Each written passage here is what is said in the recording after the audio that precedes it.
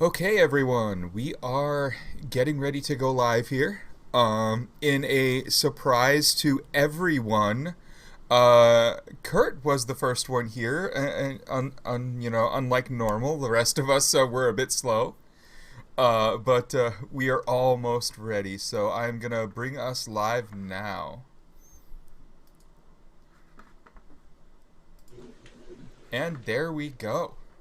Good evening, everyone. Let's fix the camera. Little better. All right, everyone. How we doing out there in Chatland? You started it off just like You're echoing again. You started off all wrong, Happy Badger McClunky. You're looking at my guy all wrong. All right. I disagree with you. He did not order those deaths. That is complete bullshit. And those charges weren't actually brought against him in court. They were dropped because they knew they were bullshit and they couldn't prove them. So no. I mean, simple as that.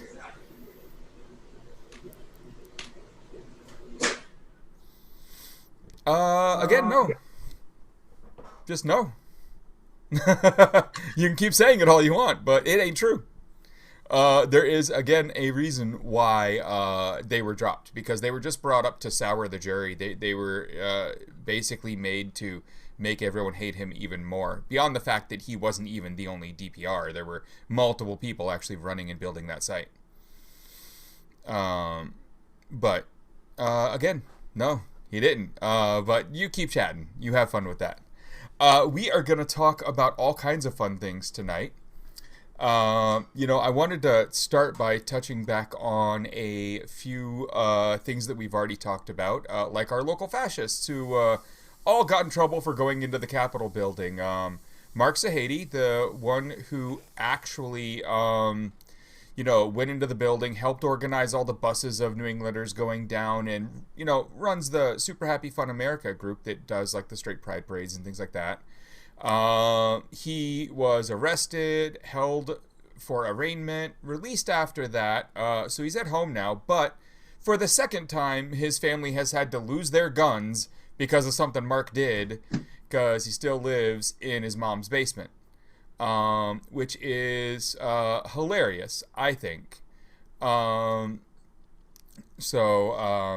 don't know. I find that funny watching right-wingers lose their guns over, insurrection. I think that's the correct move. Yeah. It's truly poignant. Yeah, it's the right move. And again, Happy, half of those logs are utterly faked. Yes, and ugh. I mean, just ugh. Whatever. You have fun believing all that evidence the FBI put up there to sour the jury. Right? Let's see here. So that one, I'm really happy about that one because I've been waiting for him to go away. And now, it's looking that way because he's going to have to go down to DC to face charges there. And that's just going to be amazing. That is one of those new evidence. No, again, still not true. But again, keep talking. The last few days has been really fun with the Bernie meme, and I gotta tell you, there have been so many good ones. So many good ones. I don't know if 420chan has any of those being posted, but Did they not? Yes. There is a Bernie thread. There is indeed one. One guy, one Bernie. I've got a soft spot for that one. That one I like. This, I'm going to show my favorite one here. So far, anyways, this is my new favorite one. So if you're watching the stream, that one is my new favorite one. That's good. That's real good. Yeah, that's pretty good. But the UFC armbar one is right up there with just all the others. I've seen a couple different versions of that one, and they're all gold. Yeah, so I don't know. I mean, I like that our current big problems are Bernie's mittens being a meme, and the New York Times writing all kinds of stupid shit about Biden trying to just stir up stuff. Like, now they're mad that he's wearing a Rolex instead of a Timex because, like, I guess that's better than like the last guy where people were mad that he, stirred up an insurrection. Like, the levels are, different. Yeah. Yeah. I don't know. What do you think about that? I mean, there's some people where you see them like every time they go out in public, they're wearing a different Rolex, or like they have a dozen Rolexes that they coordinate with their outfits. And sure, that's kind of ridiculous, but like someone. Ron Watkins is a noted watch fanatic. Yeah, but I've heard like that one. Yeah, no, I've heard that one from Frederick Brennan. He took him watch shopping one time. Was quite disgusted. yeah, like pretty much anyone that's a watch aficionado, it pretty much always just says something bad about them as a person. But someone having one Rolex, yeah, hard to care. Indeed. Oh, look, it's all things vice. There are very few jewelry options that men are typically associated with, and like it's pretty much like rings, maybe a stud, and a watch. So Yeah. if you want your one watch, okay, but yeah, exactly, that's fine. Oh, right. Cock rings. Yeah, definitely. Oh yeah, the infamous. You gotta accessorize that with your outfit. The episode where we went into more detail about your network penetration device has been flagged on YouTube now as adult content, and you have to go through the "this is adult content, are you sure" thing to watch it now. That honestly seems fair. So yeah, it's not. Yeah, you know what? That's fine. Just, That's okay. Hold on, let me just go pull it out right. Oh wow! I mean, we're just let's not get more of them flagged if we don't have to, because it doesn't really hurt too much. But just I'm surprised more of these aren't flagged that way. We've got that one, and then some jackass has laid copyright claim to the video, the top-down video that shows the insurrectionists actually breaking through the police lines and then getting up to the front of the Capitol. And so we showed that for like 10 seconds in one of the episodes, and on YouTube now that video's demonetized. Now, I don't qualify for monetization anyway, so who cares? But like still, like, what? 10 seconds of a clip that you did not make that was taken off of someone's TikTok, and they're getting away with it? I'm not going to fight it because I'm not monetized. Who gives a shit? But I just think it's funny. So that seems counterintuitive. You get a notice of demonetization when you're not. Is that like YouTube telling you, hey, we're not making money off you anymore? No, it's YouTube saying every now and then for certain users, we're going to show ads even though you're not monetized and you've turned them off. And in those instances, when we do that against your wishes, we're going to keep all the money and give some of it to this other guy. So, sure, everyone use ad blockers. Seriously. So today I have a as a platform holder, I have a love-hate relationship with the ad industry. Yeah. So I agree. I am in some ways opposed to ad block, but at the same time, there was a period of time where we actually had a very well-paying ad provider, and I basically had to do a full-time job for months, micromanaging all of my ad zone placements, optimizing the loading, refreshing, and stuff. And for about 6 months, I got 420 Chan up to about $5-6 grand a month in ad revenue. Of course, then somebody said something horrible about Jews, and the advertisers saw it, and that was the end of that. Of course. Hey, it's almost like you run a Chan. Yeah. Well, I mean, we police things very well. The fact that it lasted 6 months is a testament to that. Yeah. But the But really sooner or disgusting later. thing, sooner or later. disgusting thing that made me understand the real nitty gritty of how nasty the ad industry has gotten is you needed to, if you wanted to get the high value ad campaigns, you had to ensure that every banner, every ad zone was visible to 50% or more of people that load the ad zone for 5 seconds or more. So if you have an ad impression where they're just quickly scrolling past it, that lowers the value of that slot, and 50% was their baseline. Like if it's your viewability metrics are above 50%, here you have the $5 CPM ad zones. If you don't have 50%, then I don't know, enjoy these like 5 cent campaigns. You can have the absolutely worthless stuff that it's not even worth having these heavy ad zones in the first place. So I had to spend weeks and weeks and weeks, and I hate myself for doing it. It did float me and make it possible for me to survive during that time period because I was just freshly out of work. But I had to sit there and micromanage and optimize every single aspect of our custom implementation of their ad libraries. I was refreshing ad metrics 100 times a day, changing the position of a smell banner over here, just like essentially gaming the system. So now you know why when you load a page and an ad pops up, it just suddenly appears and it will stay there for 5 seconds pinned and then move. That's why they need to hit that 5-second impression mark, and that's why the ad industry is disgusting. Agree. I mean, that was among many other reasons, but sure. So yeah. So someone in the chat asks about the FCC's new head, and it's acting FCC chairwoman. She is not, she's possibly not the person who's going to stay there the whole time, but maybe.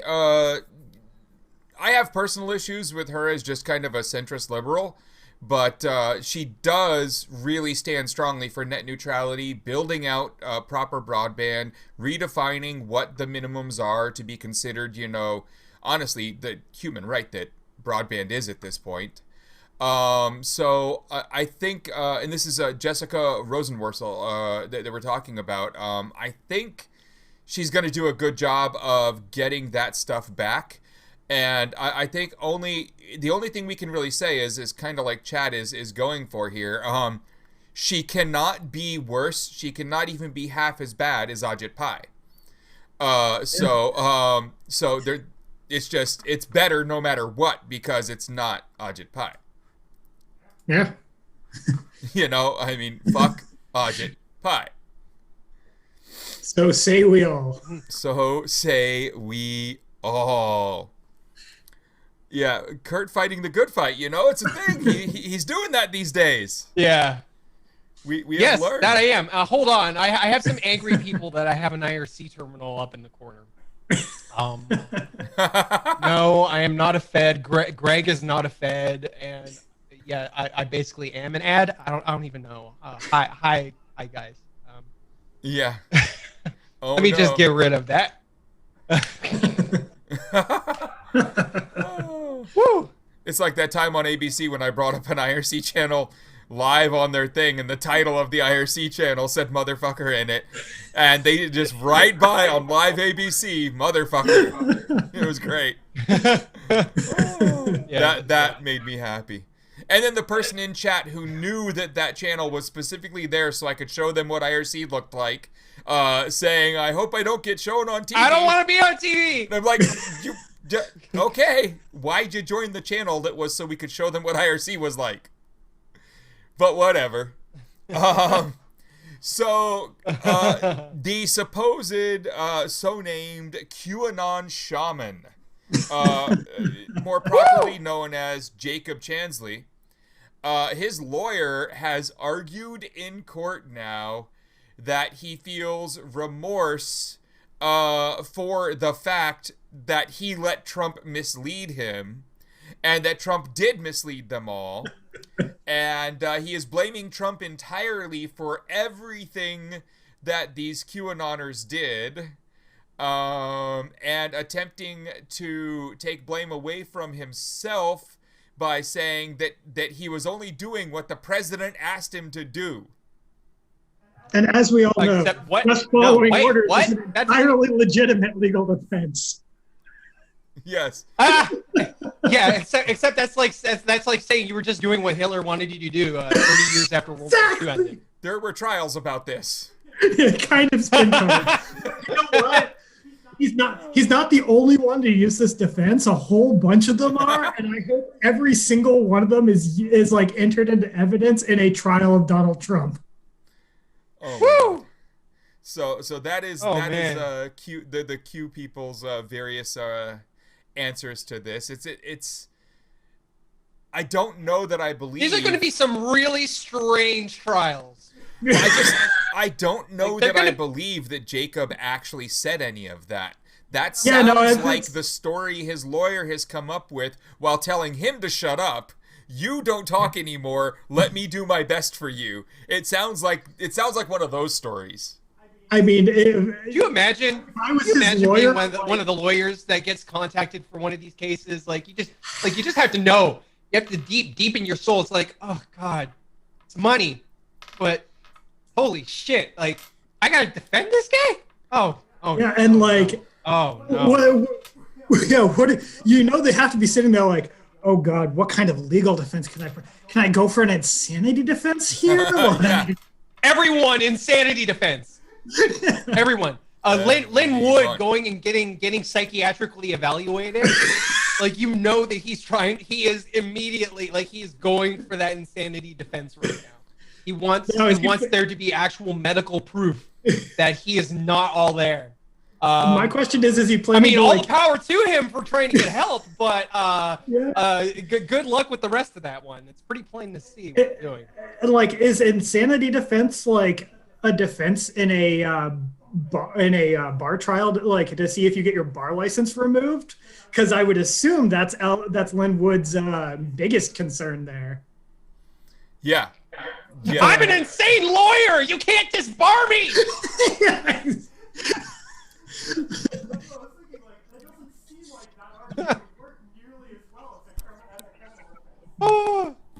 Oh my God. Your audio is cutting out there. Echo cancellation or something. Yeah, echo cancellation just got you for a second. But yeah, Lynn definitely is trying his best to hold on to that license. Wow. So today. Lizard Squad? Really?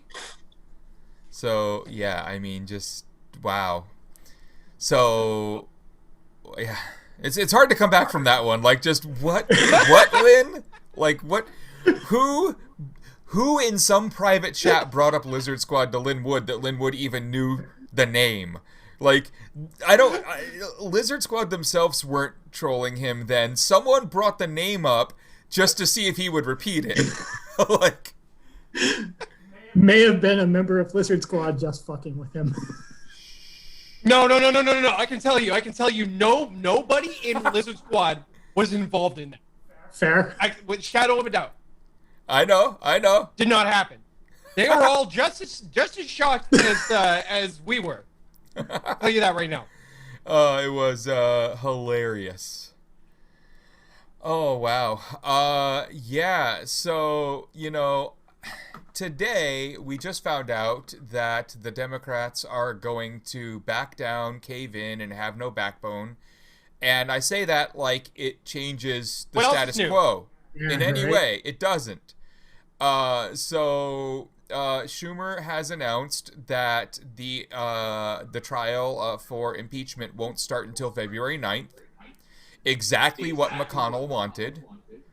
And yeah, that's where we are now. We're at the phase of things where the Democrats actually hold all the offices but still do whatever the Republicans tell them to. So, fuck all of them. Yeah. Hopefully this is McConnell did come out and at least half blame Trump for the violence. So yeah, literally the last day of Trump's presidency he spoke up. This is that doesn't count. You speak up 2 years ago, it counts. Sure. No, obviously it doesn't count as like any kind of meaningful thing, but like maybe it means that, McConnell wants rid of Trump at this point and he has a plan to make it happen. They need the 17 Republican senators, assuming they all show up for the vote. So like maybe that's the goal there. I wouldn't count on it because that's not like the Democrats are known for having any kind of cohesive long-term strategy or anything. No. But we can hope. So, the excuse that I saw with a lot of members that came out denouncing Trump like in the last 2 weeks were, it's a reasonable excuse. It doesn't fully excuse them, but the whole thing was we wanted to make sure he didn't actually blow everything up. There was a sense of moral responsibility to try and keep that idiot in check. Gee, if only they had that sense of moral responsibility a year earlier when Trump was impeached the first time. Yeah. Or like any point in the 3 years previous to that. They thought they would lose those elections I don't buy and it lose 100%. control of the Senate. Oh, wait, they did anyways. So I'm going to show everyone a video, which is my favorite video from today. And Make no mistake, there will be a trial, and when that trial ends, senators will have to decide if they believe Donald John Trump incited the insurrection against the United States.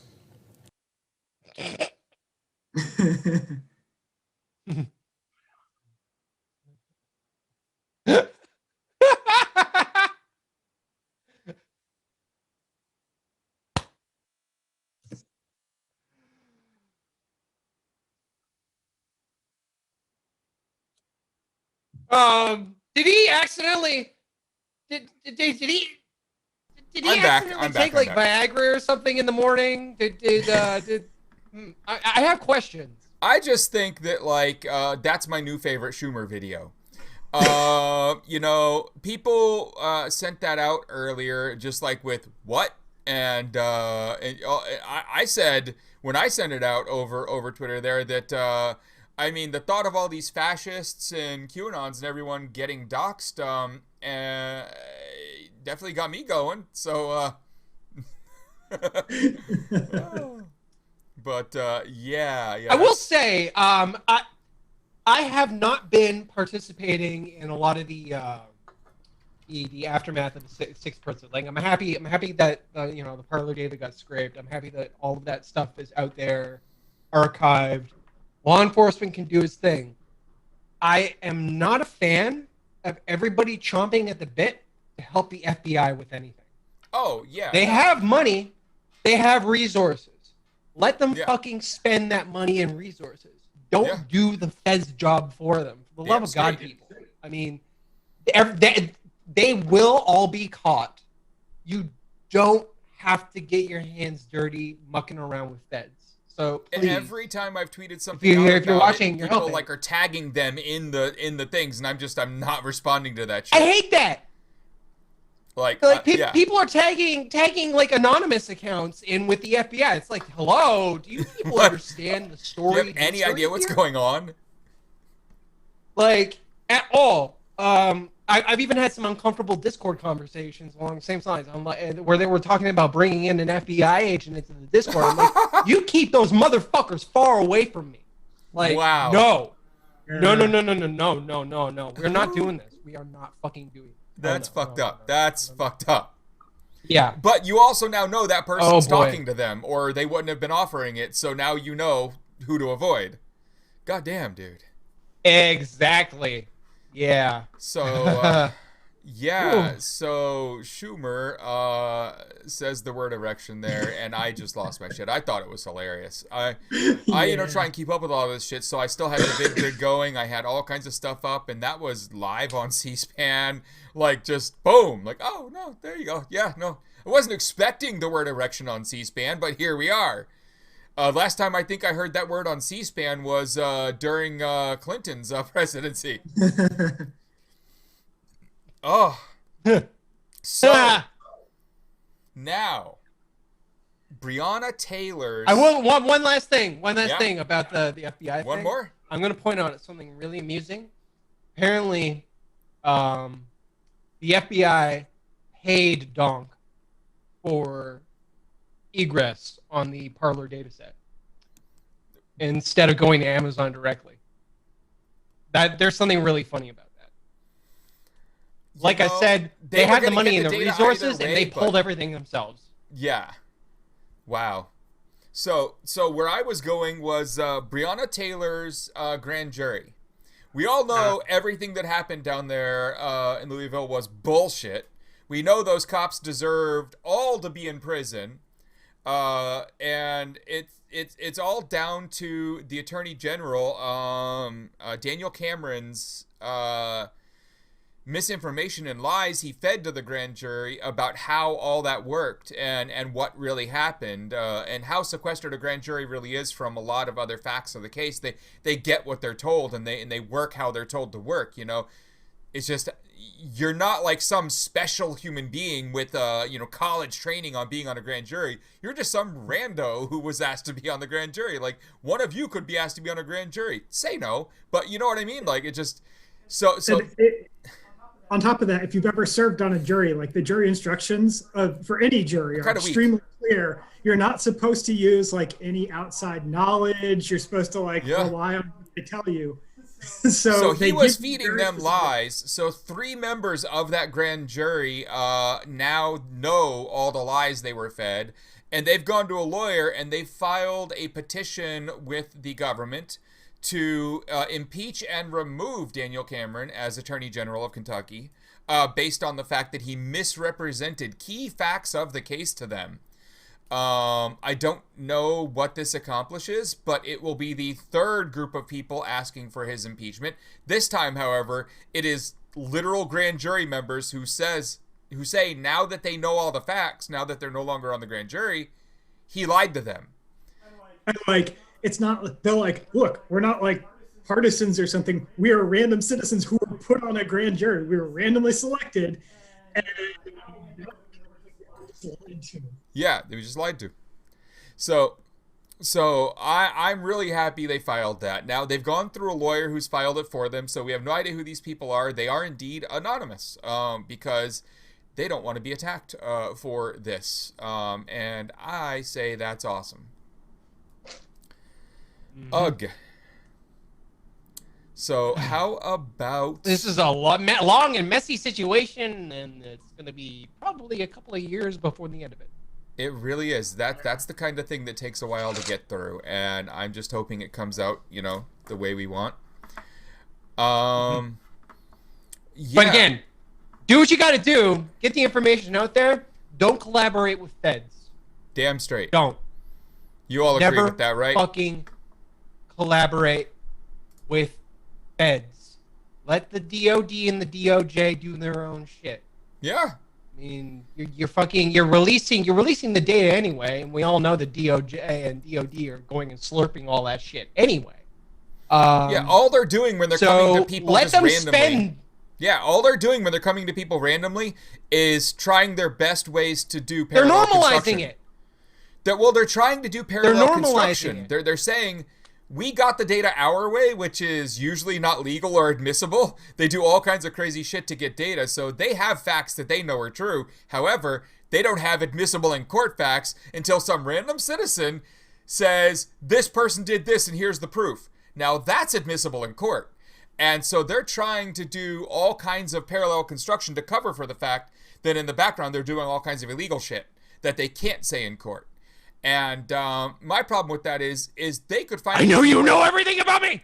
They could find these people without doing all the illegal shit. Like, they don't need your help in all this parallel construction. They just happen to be breaking all the laws. And so now they're relying on the public to dig them out of that mess. Yes. NSA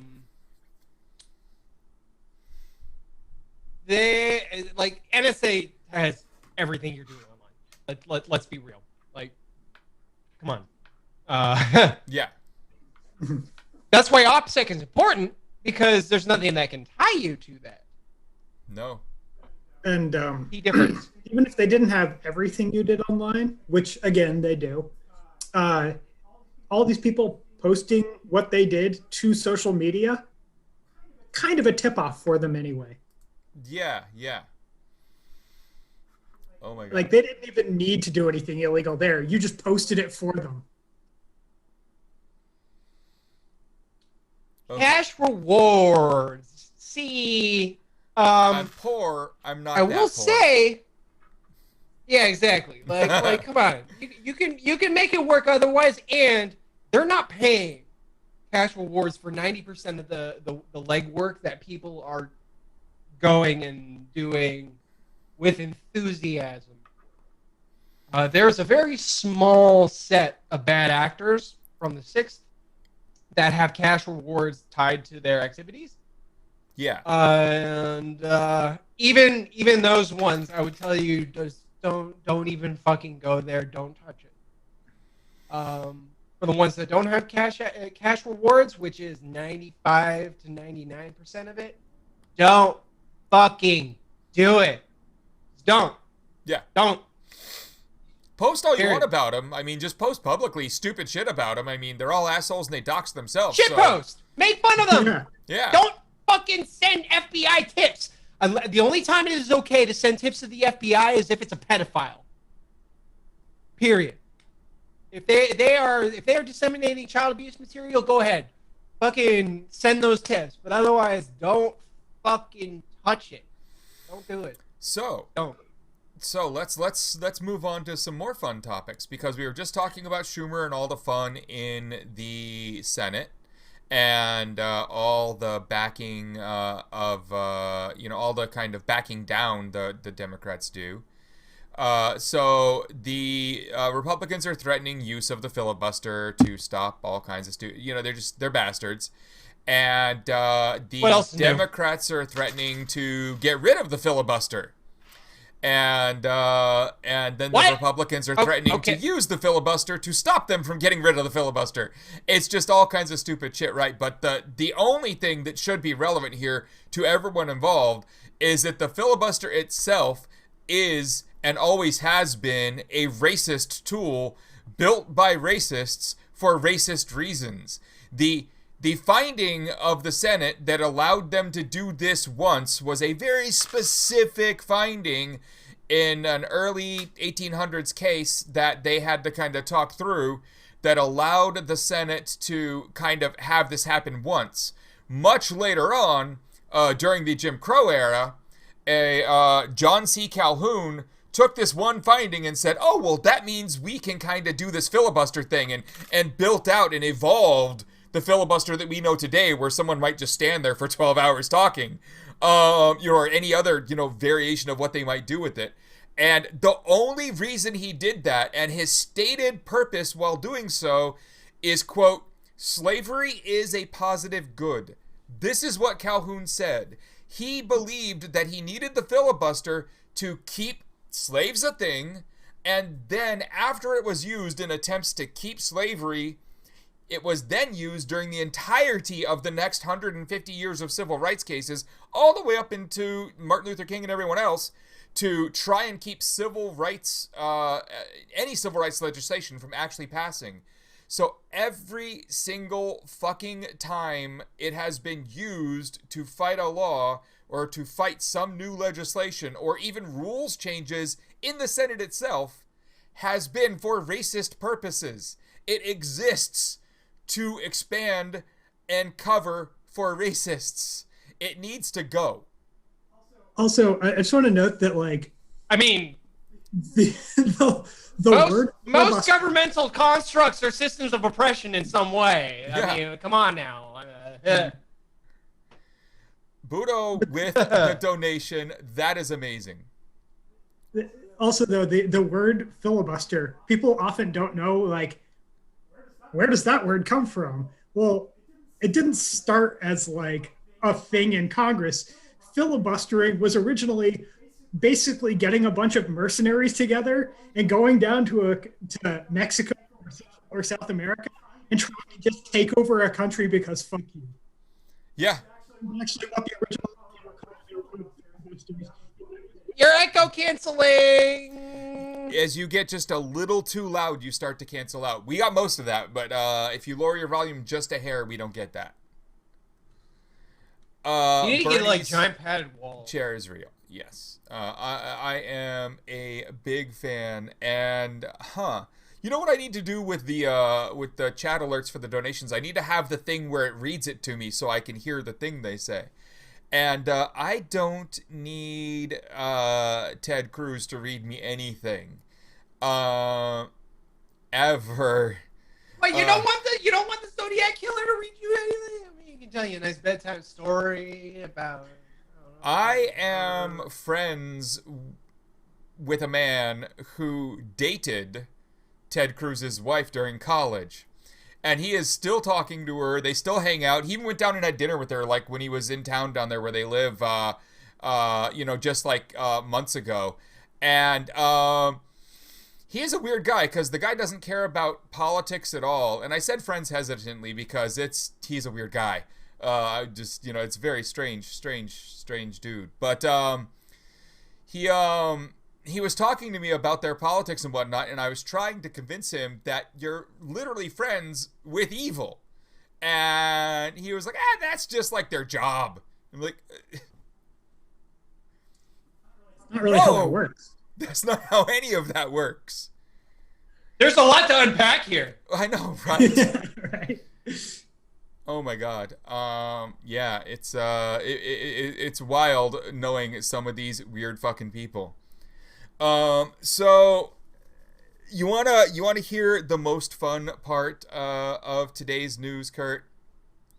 We now have actual proof. Sure, I love it. We have actual proof now that the U.S. military is purchasing the location data of all the cell phone users by buying it from a third party who is collecting it from application makers.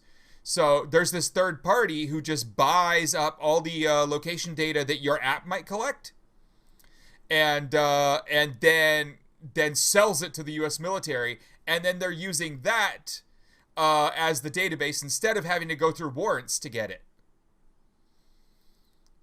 So that shouldn't be allowed, huh?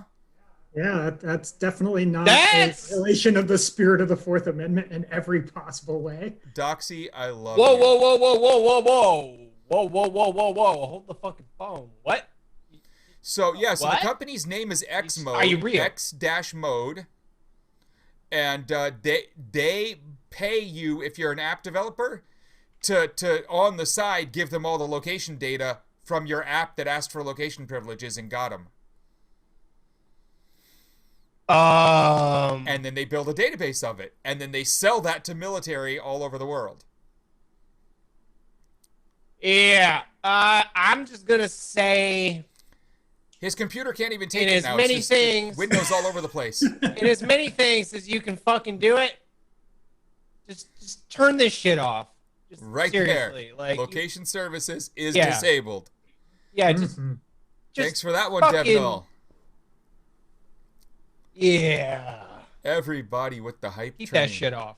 Yeah, so now it's not about the FBI, the military, anyone going to Apple with a warrant, and Apple saying no, which they've actually been pretty good about saying no, and then very public about the fact they were asked lately, although I'm sure there's a lot of private ones where they said yes and they just don't bring it up. No love for the giant businesses here. But you don't even have to go through that process anymore. You can just have a local database now that comes through all these sideways methods. So I want to know how much they pay for that data to the apps that have location services turned on. I definitely want to know what the developers are getting for selling out your location data so easily. Well, okay, here you go. How do you play Pokemon Go with location services off? Need I remind you that Niantic, the developers of Pokemon Go, are owned by Google. Indeed. You're already fucked.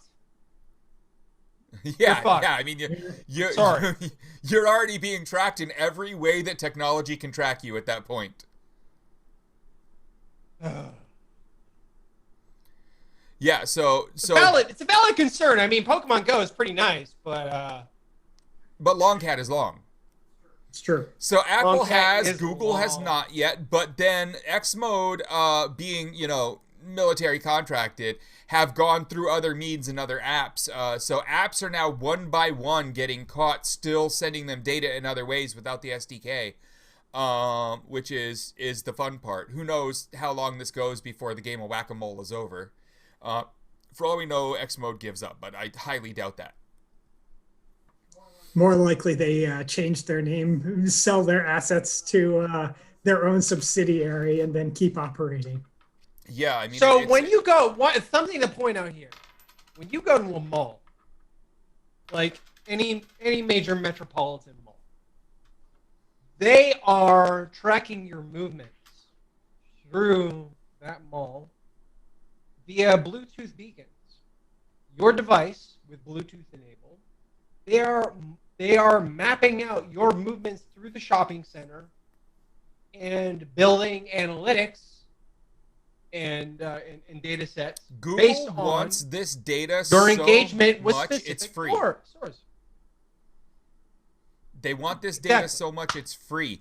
I built some websites for a couple small businesses here in the Boston area, and both times I helped set up their Google, so they had the search console and all the other shit. So I put in their business addresses and all that. But then I wanted to receive the mail that had certain IDs in it and whatnot that I could do things with for their accounts. So I had my address on it. And both times I got sent these little boxes for free that I didn't request and wasn't told beforehand I was going to get, that have these little beacons that they say, just put it up like in your ceiling somewhere near the door. You don't have to tell anyone it's here. It just will tell you everyone who walks through your door and build you a list, kind of like you're building like your subscriber list for a newsletter, and let us track people who like your store. And it'll let people automatically check in if they've enabled that in the Google app. And I took the devices and I threw them away, of course, because that's, what the hell. But they give them to you for just completely free. You don't even ask for them. They just send them to everyone in the hopes that they get out there. If anything is free, period, you are the product. Hit that through your fucking skulls. That is one of the domains I want to do something with, and the way you scream that, maybe you're the one to do something with it someday. They put up the .for sale. You can get .for sale now. Oh. I have you are for sale. I have that domain. I had an idea for a site. I never ended up building it. It's just sitting there in my account. We should build something on that someday. I think we should. It should just be an educational resource of every way that your data is misappropriated. I still want to find something to do with espionage.io. I think that's just a great domain. Oh wow! I know. I have espionage.io. I'm proud. I'm proud of Fisher, as in phishingaccounts.io. Yep. That's my business email contact. But my proudest domain, it's a Unicode domain, xn-hu7d.com. And what is and that? If you go and you Unicode look drop? up that character code, What is it? it is a urinating penis. Nice. Nice. That is fantastic. Unicode domains are the most amazing Egyptian hieroglyph. It is Egyptian hieroglyph for a urinating cock. And that cock is full mass. That is amazing. Whew. Yes. Got all my notes over There's here. some the moment I saw that Unicode character existed, I immediately ran. It took me 4 hours to find a registrar that would actually let me register.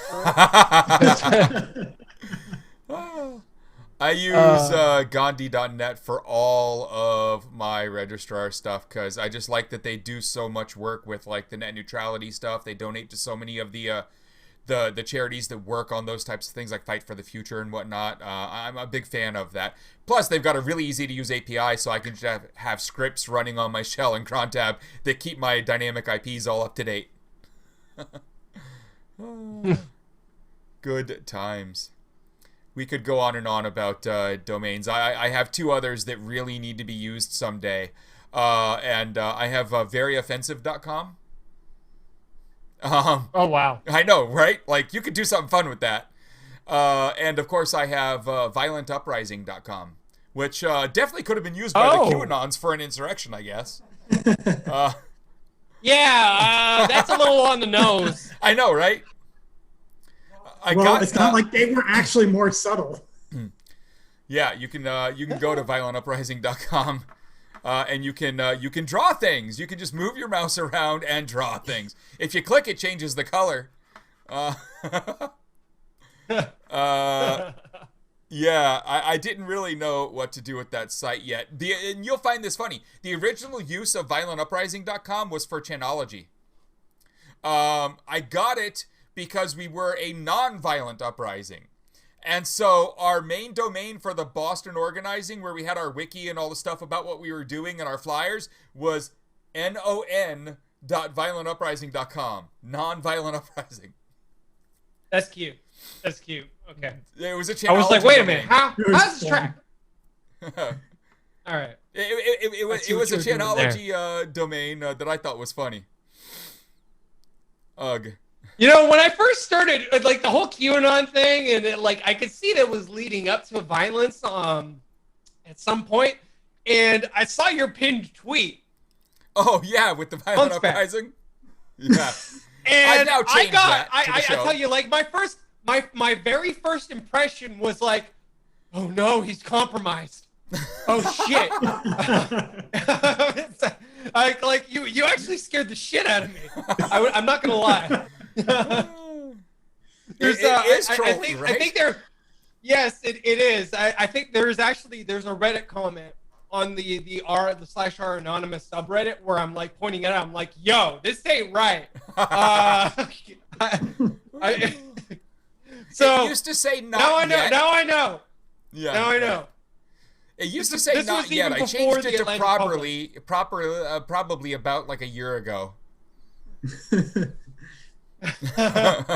Okay. Oh, because like I was coming in, I was like, okay, all right. It's like my DEFCON meter. Oh shit! Violent uprising! Oh no! Oh no! He's pushing for a civil war! Fuck! Greg! Oh, indeed. Yeah, I had a 2-day panic over that. Well, yeah, I had an idea for it that I really wanted to use, but it turns out that I don't want to put that much effort in. But if anyone in the chat ever wanted to do the thing that I think would be funny with that domain, my thoughts were very almost QAnon-ish, right? Follow me here, though.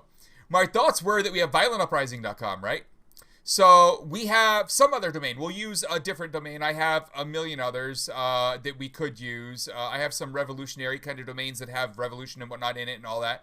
And we build up a little news site that is writing little blurbs, like only like a paragraph or so you don't have to do too much effort, about the latest news stuff and the latest kind of heading towards the conspiracy stuff, right? Use that to build a little following, but slowly start driving them farther towards like the Q level shit. And then at some point, through this, halfway through, change that site's front page to be like, it's over, fuck all of this, things are getting violent, and showed more news articles that are now basically lying, that are saying like, this happened, when it really didn't, but close to it happened, right? And then a couple months later, like after you've said, this guy was arrested in this town for this thing, and reality, he was arrested for like jaywalking, but you said he took a knife to a cop or something, right? Like you're really making it look more violent out there than it is.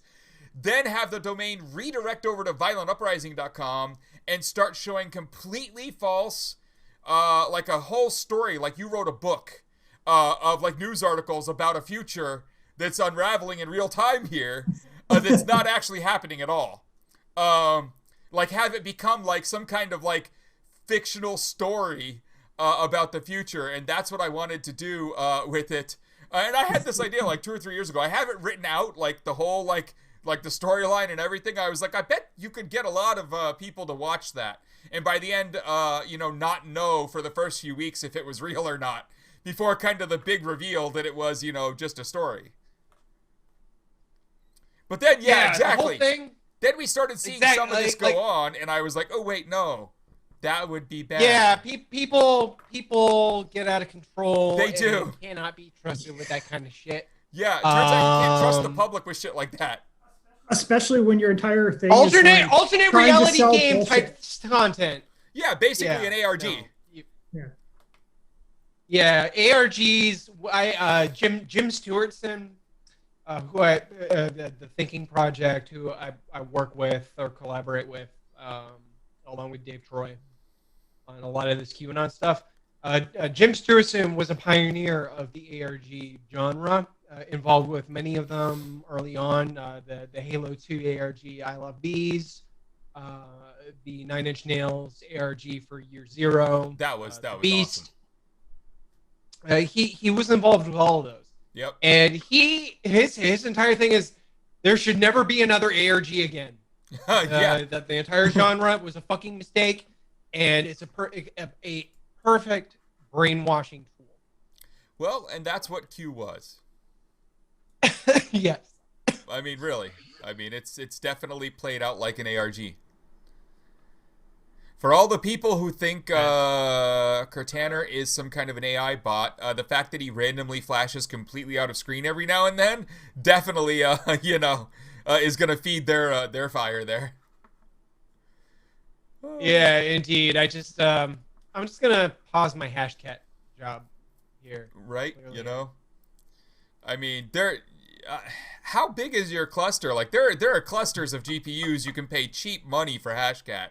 Like $10 to do like a home cluster would, take 3 days to do. Well, friends are donating GPUs to me, like nine series. Okay. GPUs. Okay. So, I mean, yeah, like, hey, what if I get fuck you money? I'm gonna be getting 4 RTX 3090s, and those things are never gonna play video games ever. No, that's not what they're for. Yeah. But right now, my workstation is going ahead and cracking away. I got a 1080 in it. And before I started, I forgot to suspend that task. So I did that, and hopefully it'll stop shitting itself with the flickering. And also, I really need to clean up my water blocks. But I don't want to do a full teardown. Right. It's always a pain in the ass. Yeah. So, something I wanted to mention just because I feel like mentioning it on a day like this, that is, it's not necessarily our audience's type of content, but I want to say I'm just happy this has happened. I'm sure most of our audience don't even know who this human being is. But Jojo Siwa came out as gay. And what I find interesting about this is, for people who don't know, this is this young blonde girl. She's like 16 or 17 now, but she started YouTube when she was like 10. And she turned growing YouTube into a Nickelodeon show, into worldwide like stadium tours. Like, she's fucking crushing it. That girl has like 12 million subs on YouTube. But she's never been openly, anything, right? Just been a young kid. But what I find funny about this is she has a gigantic audience of kids and children whose parents are all lower to middle class Midwesterners who are going to have to deal with the fact that millions and millions of their kids are now getting exposed to someone being totally open and gay all over the screen in front of them with like, I think it's kind of funny because everything she's ever done is covered in rainbows. So like, you kind of could have guessed, I guess. But like, as it's been going around Twitter, and I see this because like people keep tagging my account and stupid shit, but I just find it amazing watching this unfold because I want to see what all these parents do now that all these Midwestern kids who weren't exposed through the work of their parents trying not to let them be exposed, but now are totally, their whole rooms are done up in JoJo Siwa stuff. Like, they've got posters on the wall, and now she's completely openly gay. What are their parents going to do about it? I think that's fucking great. Also, she's making millions of dollars off of these people, and she probably just alienated 2/3 of her fans' parents. And I think that's even funnier, but also ballsy as hell of her. Absolutely. There's going to be if there is a negative impact, you're going to see a traditional rebound effect. Yeah. I guarantee it. The online LGBTQ plus community are all like, welcome to the club, let's go. I don't know. I find stuff like that really funny when you know they've got a big following against like the suburban Christian mother type who aren't gonna be happy about this. Yes. Yeah. To answer the question, if I've ever dealt with typo squatters before, no, I haven't. Not something I ever really paid attention to, honestly. Huh. Are there any typo squatters on That's- 420? Like, is there a 402 chan? A 240 chan? Now I mean, he's there's going any to number chan. Yeah, pretty much. There was 420chan.net. That was a different thing. Except that was a different thing. That was jihad. Yeah. And we had a beautiful rivalry over it. And I kind of got stuck under their thumb for a little bit, stuck under the GNAA's thumb for a little bit. And now you're all best friends. Because of that. Yeah, exactly. It all works out in the bitter end. It does. It really does.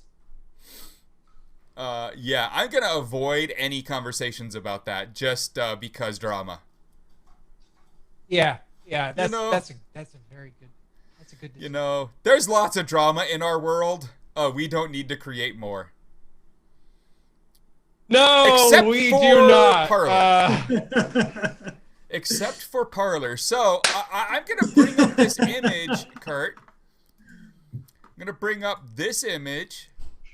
So for the audience who wasn't here a couple days ago when I showed this or when I tweeted it out, this is Parler talking to web hosts about what they were using on AWS, on Amazon's AWS cloud to power Parler.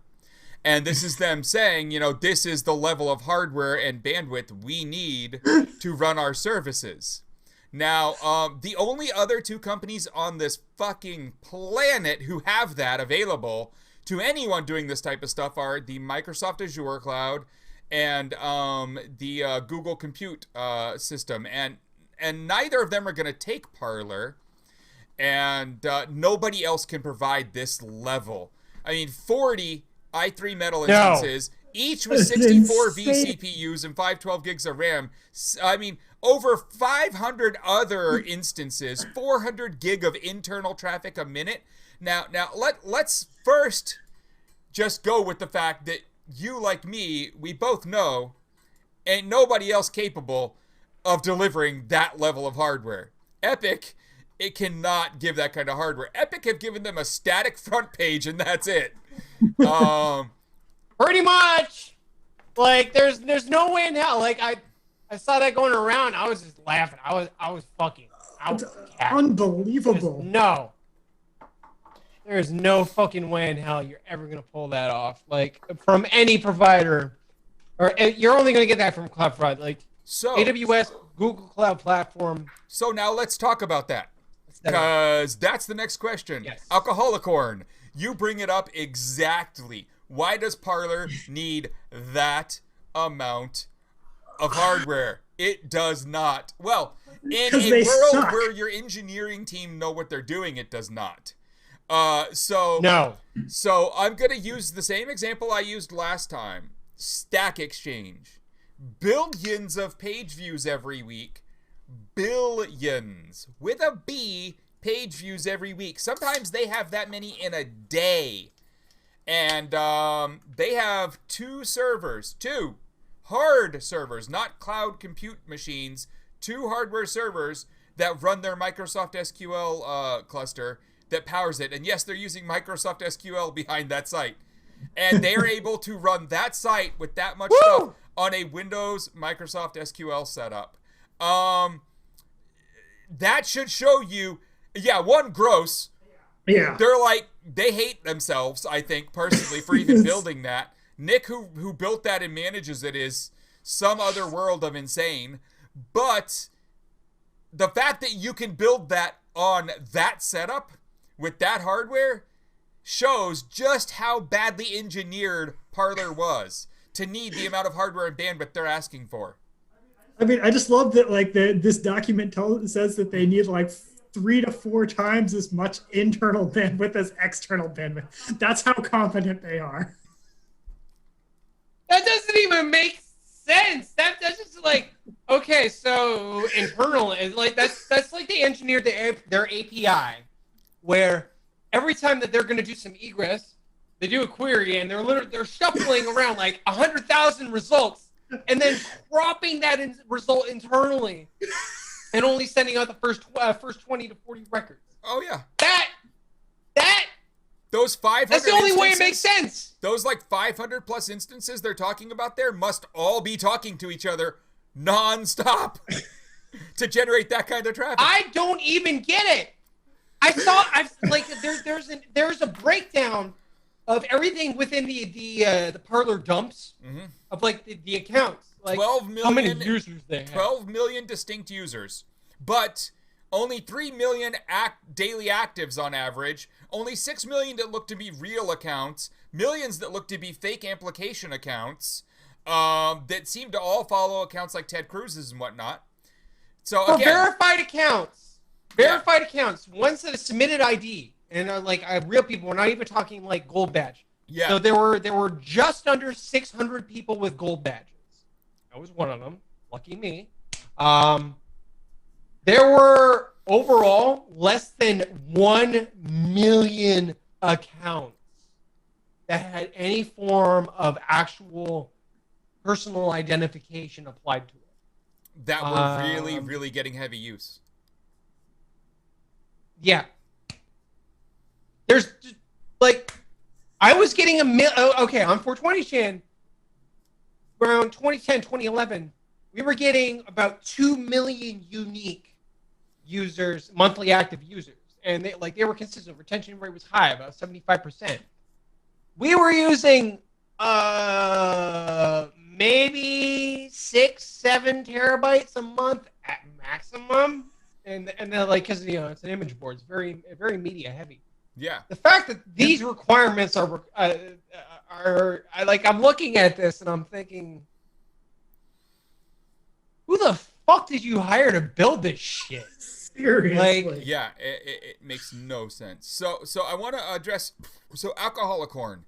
Here's how I'm going to address this. As someone who's been working on databases and especially relational databases since the early 90s, because I'm old, MS SQL today is actually quite a good system as of like right now. It is. But MS SQL as of 5 years ago and back, to put it lightly, Microsoft SQL Server was the Windows Vista of database servers. I suffered for 5 years working with SQL Server 2005. The amount between of the years of 2014 and 2014 through to a 1 year break because I went to Ericsson through to 2019. I was working with SQL Server 2005. Express Edition. Yeah, well, the thing was, we also had that... I lived in hell. You have the built-in trauma of having to use the first few versions of Microsoft SQL Server, which were kind of glorified... really glorified like access databases with some extra privileges and a stronger ANSI SQL implementation and some TSQL primitives added on. But like it was just it killed me because I was so used to... They bought Sybase and they made it shit. Pretty much. The migration to a lot of Sybase's code was interesting, but still, even at that, like the newest SQL server from Microsoft is not bad, but not bad is not great, and Postgres is great. Maria is decent. You can do a lot with it. It still has some scaling issues when you want to get like proper replication in place. I have trouble ever recommending Cassandra because it's Facebook tool, and I don't like empowering them in any way. Same reason I don't ever recommend React for front end stuff. But like, unless you want to use React, I didn't use hack hip hop. Yeah. HHVM. Yeah, HHVM, yeah, hug. No, well, now we don't have to because 7 and 8 of PHP are so much faster than that. But, Laravel saved PHP. What? Laravel, yeah. Laravel definitely saved PHP. Symfony was great, but like it had no traction, and it was missing a lot of the tooling that Laravel provided. Have you ever used Zend framework? Have you ever suffered? Well, I mean, I've also used Cake and CodeIgniter, and they're not any better. CodeIgniter was really nice. For me, I used CodeIgniter. Actually, for 20chain API, that's CodeIgniter. If you wanted to stub out some very clean is a stuff stepping back stone. before Laravel, CodeIgniter is a stepping stone. It came that out, brought us, and it brought us. You saw CodeIgniter, and you were like, "Oh shit, we can make Symfony." And then you saw Symfony, and we're like, "Oh shit, we can make Laravel." So CodeIgniter code, I feel like I get why people used it when they did, but if you were doing anything new now, you would probably use Laravel if you were doing PHP, just for the simplicity of it. You use what's the lightweight version Lumen? of Spark? Lumen. Lumen is their lightweight kind of APIs.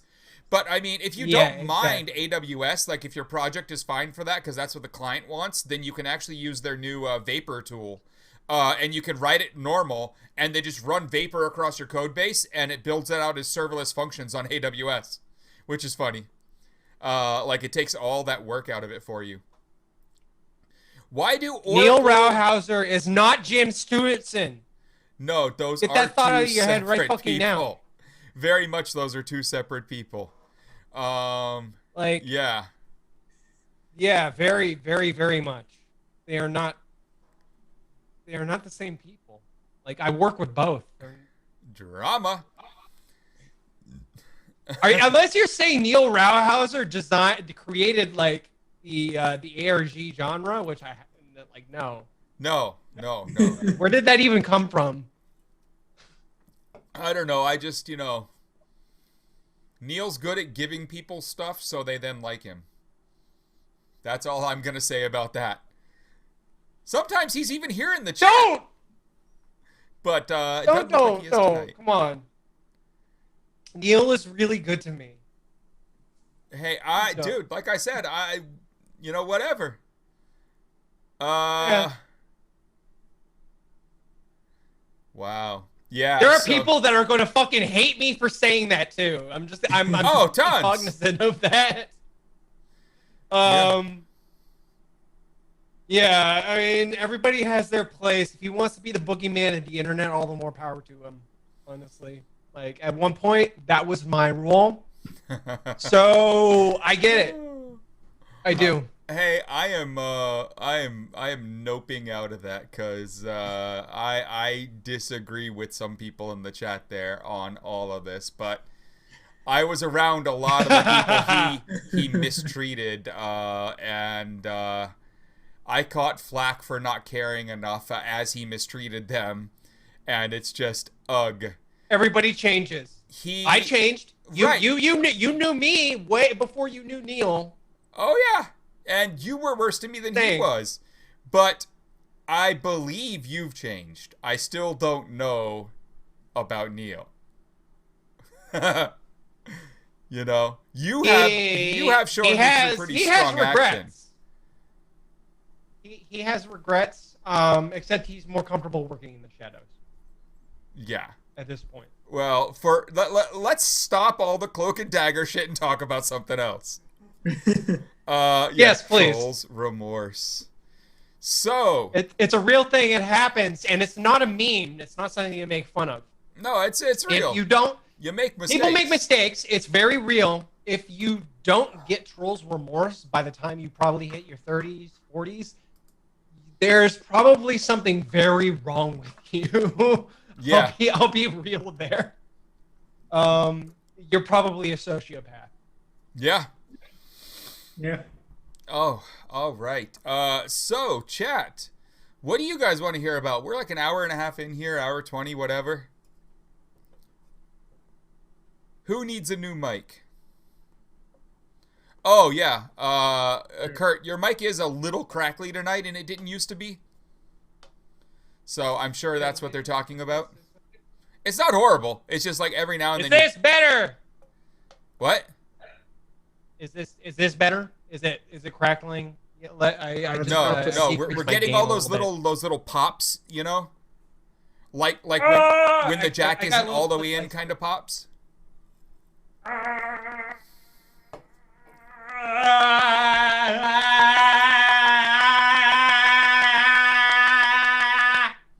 Yeah, we're just getting the pops. Yep. Did you do something to your microphone? You have such a nice microphone. I do. I have a nice microphone. And I have a nice preamp too. Bastards. Wow. I tell you, you can get these cheap now. These are perfect little microphones. My little blue ball here is great. I am going to that one. go under here 1 second. Oh, wow. Okay, timing. this is going to get adult content real quick. I just mentioned blue balls and he goes under the desk. No. Nobody click I'm not this. here for this one. Wow. Yeah, have you checked that it's plugged in? I mean, we are hearing him talk, so that you know, An indicator. It's an indicator that it's plugged in. Just got to jiggle some cables over here. There's a mic input setting that can make the mic crackle. Do you have your OBS set up to crackle on purpose? Are you trolling the chat? No, I'm not. Actually, that's a lot better. Is that better? Yeah. That's Yeah, a I'm not lot here better. now. That better? Yeah. Okay. All right, I'm gonna turn the game back up and get nice and loud. Kurt, were you watching the Sabu stuff earlier? Ah!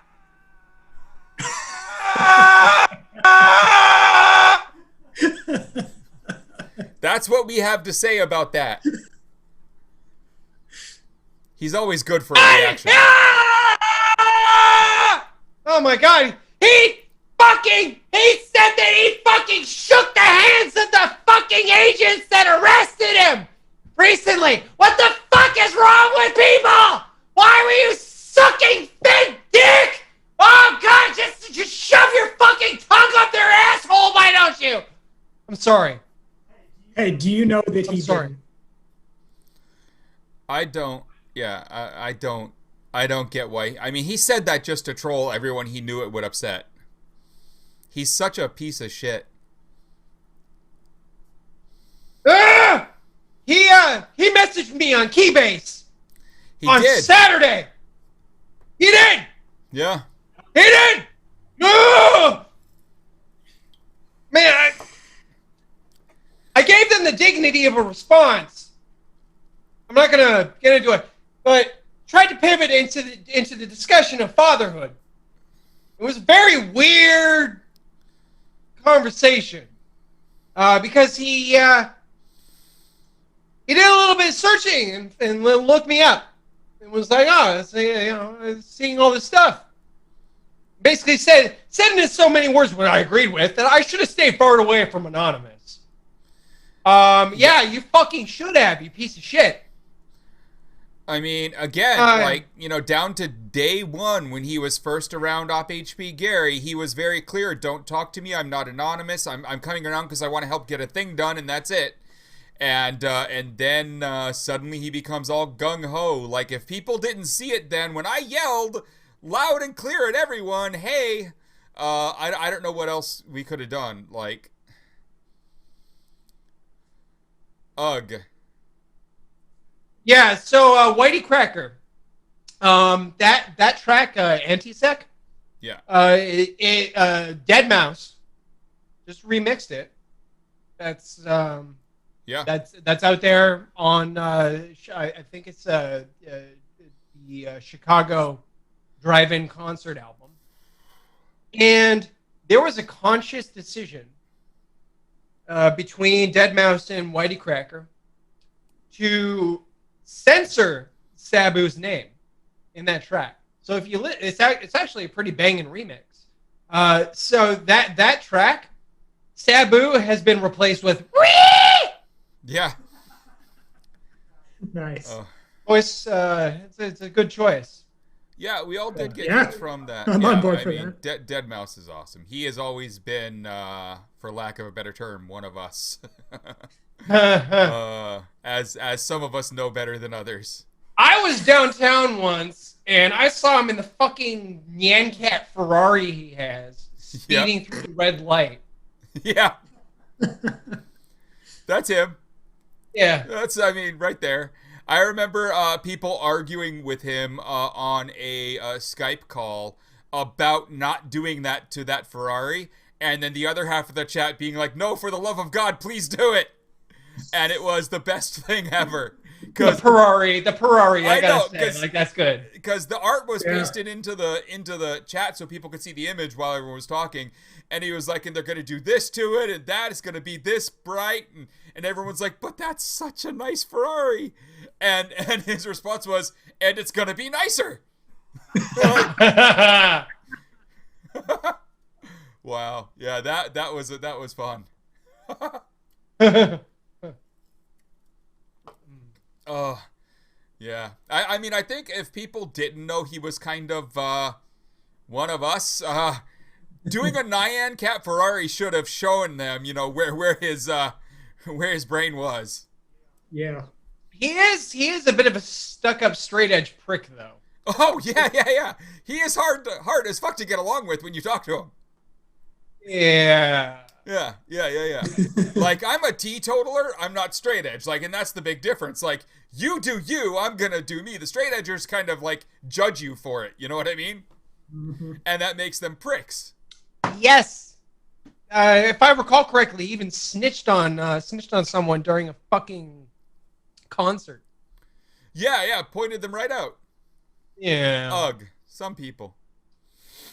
Straight. I am drinking some Casamigos Mezcal tequila. That is a nice looking bottle.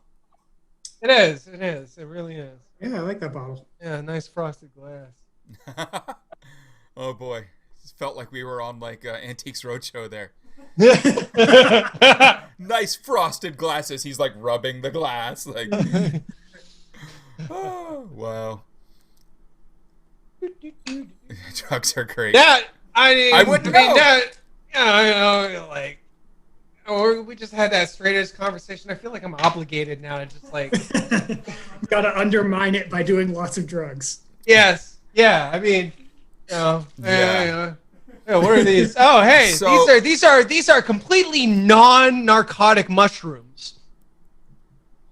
The kind that normally come in. So Awesomesaurus Rex asked if we thought that Q was a psyop or just LARPers, grifters, and trolls. I've said it many times. It was grifters who started it. It was grifters who took it from those grifters and turned it into more.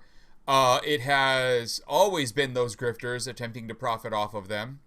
And it's just, yeah, I mean, it literally is grifting. The people behind it are unbelievable assholes. Like the Watkins clan and 8chan and all those fun people. I have to say, I'm getting a huge laugh over watching just the QAnon faithful eating Ron Watkins alive right now. They're convinced that he is a CIA plant that was sent to completely and utterly destroy Trump and discredit the right. And at this point, I have to wonder if, like, at some level, this, like, somebody was steering things in a direction to just completely destroy the far right. Like, there's so much to unpack here on so many levels. So in the chat, Devnull asks, "What's up with pursuance these days?" So we had Barrett on a couple weeks ago to talk about where pursuance was going. There's a lot of work needed to get Project PM back up and running, and the other two projects, Project Schwartz and then pursuance, and get its programming underway and all that fun stuff. The chat groups that are the kind of groups of people that are working on that now are going. There will be a more dedicated, more public chat shortly for that. The wikis of all the information that was gathered way back when those are being worked on. Getting worked on, thanks to our new friend here. There's that guy. He is helping out, making sure that the people working on the content and stuff like that, who are good wiki users and good data collectors and researchers and all that, but definitely not tech. He's making sure they actually have the tech they need to get some of their staging sites together and get all the data up and running. So I'm supplying some infrastructure. Yeah, so Kurt's doing a great job of getting that stuff done. Thanks to that, it's actually moving forward. I would expect just all the old information reorganized, cleaned up, and better laid out will probably be ready for public consumption in a month, maybe two, but no longer than that. And then the go-forward plan will also be there of what we're going to be working on next, and all the people getting invited in to start helping in the more public way. When it's ready to announce that, like, the public should come over and start, joining in all this fun, we will definitely have Barrett back on and get going. Mm-hmm. Yeah. Yeah, we'll bring everyone in. Right now, the contributions are, we just have a few people who are, digging through the old data and getting the raw content together, so we can actually use it and get it imported into the new system.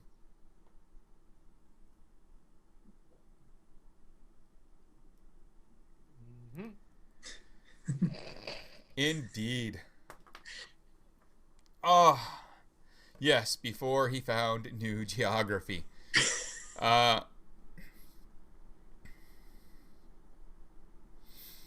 Yeah, so we will definitely have pursuance. We will have Project PM.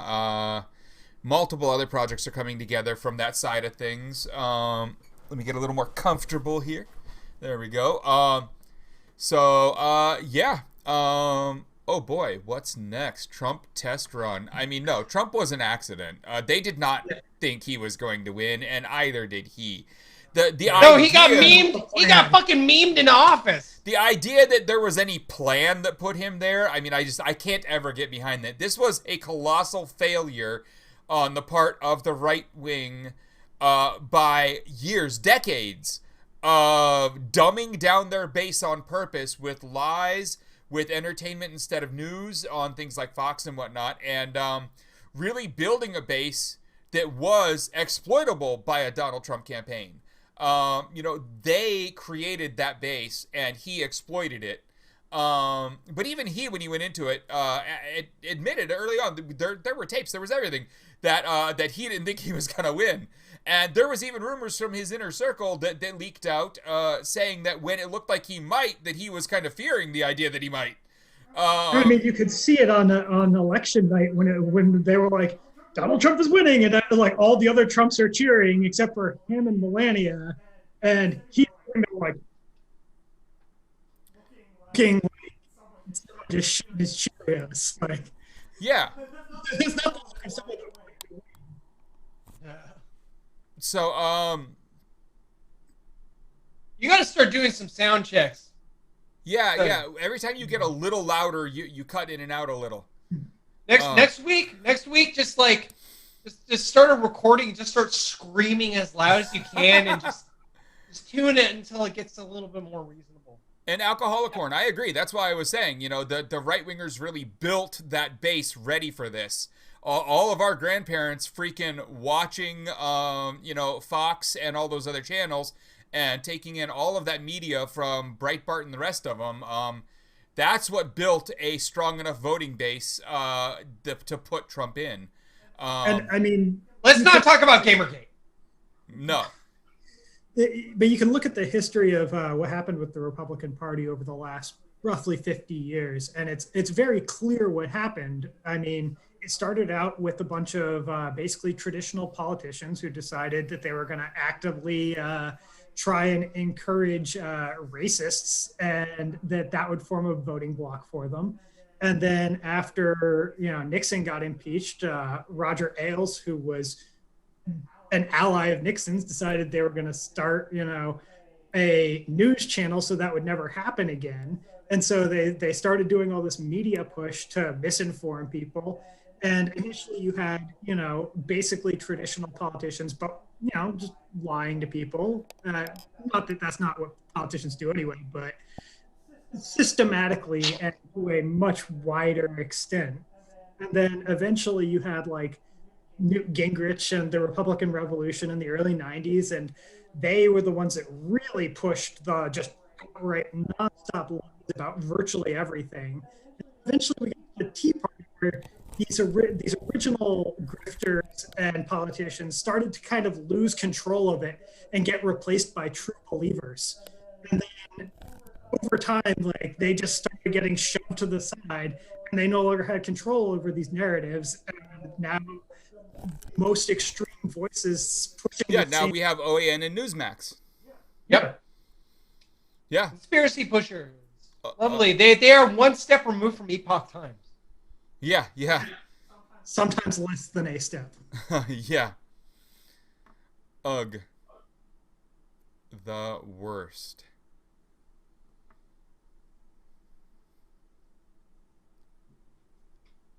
Wasn't Trump gonna buy Newsmax? I swear I heard there was some talk about that. I believe I heard Don't something. you mean wasn't somebody gonna buy Newsmax for Trump? Because he don't have money. Yeah, that's a really good point. Well, I mean, he has a few $100 million he just grifted from people. True. Over the last couple of months. Oh yeah, and with the Stop the Steal fund. Yeah, all that. Stop the Steal, Ali Alexander. That's a whole subject in itself, right there. I mean, Yeah, I wonder why, since when he was first on Twitter, you can go to the Wayback Machine and you can look at like the first 6 years of it, because he was early. I mean, he got at Ali because he was in, and like the day they pushed the opening at South by Southwest, because that's where they launched at the conference there. Like the day they did, he got at Ali, right? And for 6 years, until he kind of started to move farther and farther right, he was on there as Ali Akbar. And then once he started to move to the right, he changed Akbar to Alexander. And I've always found it funny that he thought Akbar wouldn't play among the right-wingers. Yeah, right? Yeah, that's some huge insecurity and maximum grip. That's almost as if he recognized their inherent built-in racism and was cool with just changing himself to fit in. That's a man that is only out for money. Yeah. He could be a grifter. Could be. Could be. Oh. Yeah. Another one of those prominent bad actors that is going to look really good in an orange jumpsuit. And I'm all for abolishing prisons, but you make use of the tools that you have. Let's put it that way. Yeah, well, so now the real question, as good old Jeremy McWormy puts it, the question remains: what's the right's next move? Well, deprogramming itself from cultism. No, I believe its next move is all of them throwing each other under buses for a while. Yeah. See, that's part of the deprogramming, because then everybody's convinced that this person is involved with this shit, and it turns into such a ridiculous thing that they eventually snap back into reality. I mean, normally I would agree, but after the last few years of watching these Q idiots, I don't even know on that Even one. like Alex Jones is out there dunking on Q hard right now, and he last night he used footage from definitely not Anthony Jeremy. Walker, a Canadian comedian who actually lives 20 minutes away from me, and I need to pay him a visit. His whole gimmick was satire of a typical Trump-loving, former military QAnon lover. And his satire is so good that he got suspended from Twitter and had to appeal it because of one of his videos. And anytime you spread any of his content around, he just gets flooded with people saying, like, you Trump people are so stupid. His work is really good. But his satire is so on point that Alex fucking Jones took it seriously and tried to use one of his recent videos to dunk on QAnon faithful. That is the point of pure and utter ridiculousness and anti-satire that we are at. That's grifters trying to reset their own narrative and distance themselves from things as they build their new grift up. So, I think, Jeremy, there's two things here really, Ed, that I kind of see going on. I see all the grifters who tied themselves strongly to Trump now having to find their new thing. It seems that on the right, a lot of times they all head with some kind of herd mentality in the same direction. So we're going to kind of figure out what the grifters think is the next grift relatively soon. Right now they're dealing with the mess of things and just trying to protect themselves for the next, I don't know, few weeks. Who knows? But the next grift is going to come up. And from there, we'll be able to judge what they push. I do think that, we've got that whole... the meme about, a dying animal and how much more vicious it can be at that moment.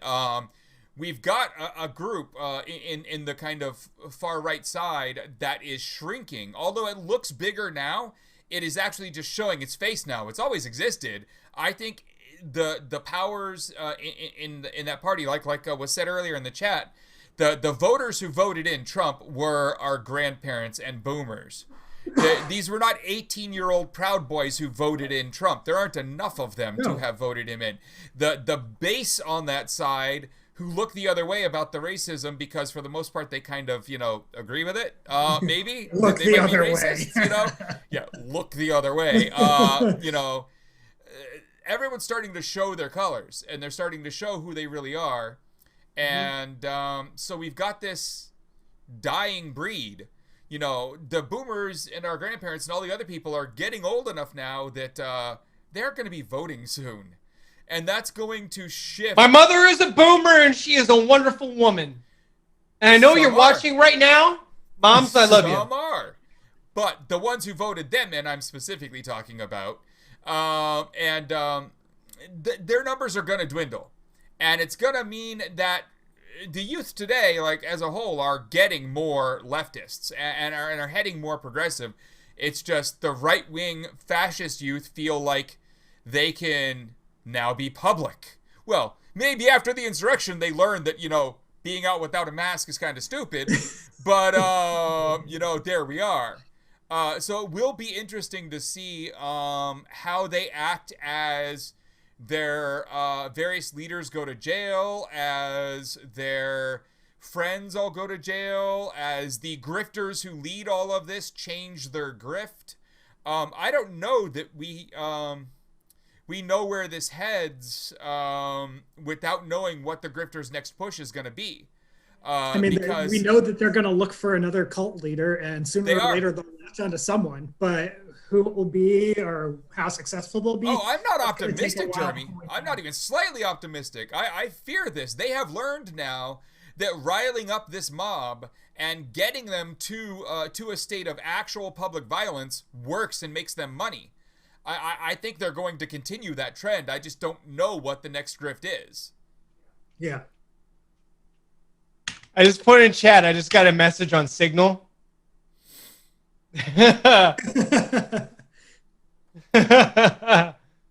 Good times. Good shit. Oh yeah, that's the other thing. Yes, the surveillance state is watching this and loving every minute of it because there are so many people who would normally fight against them out there being so happy they're catching all the bad guys. Yeah, no, the surveillance state loves what's going on right now. Yeah, they do. This is just gold for them. Yeah, I mean, every time their bills come up in court or in Congress or for renewal or for redrafting or anything else over the next few years, they're going to point back to all the people in the insurrection that they arrested thanks to these tools. And look, those tools will have proved to be absolutely essential to catching them, according to what they tell us. Yeah. They will have forgotten by then the number of anti-fascist people who dox the living shit out of the right-wingers, on Twitter and Reddit and everywhere else. Oh, I don't believe for a moment they'll have forgotten them. They just won't mention them. They've got to get it. They'll forget to mention them. Yeah. Yeah.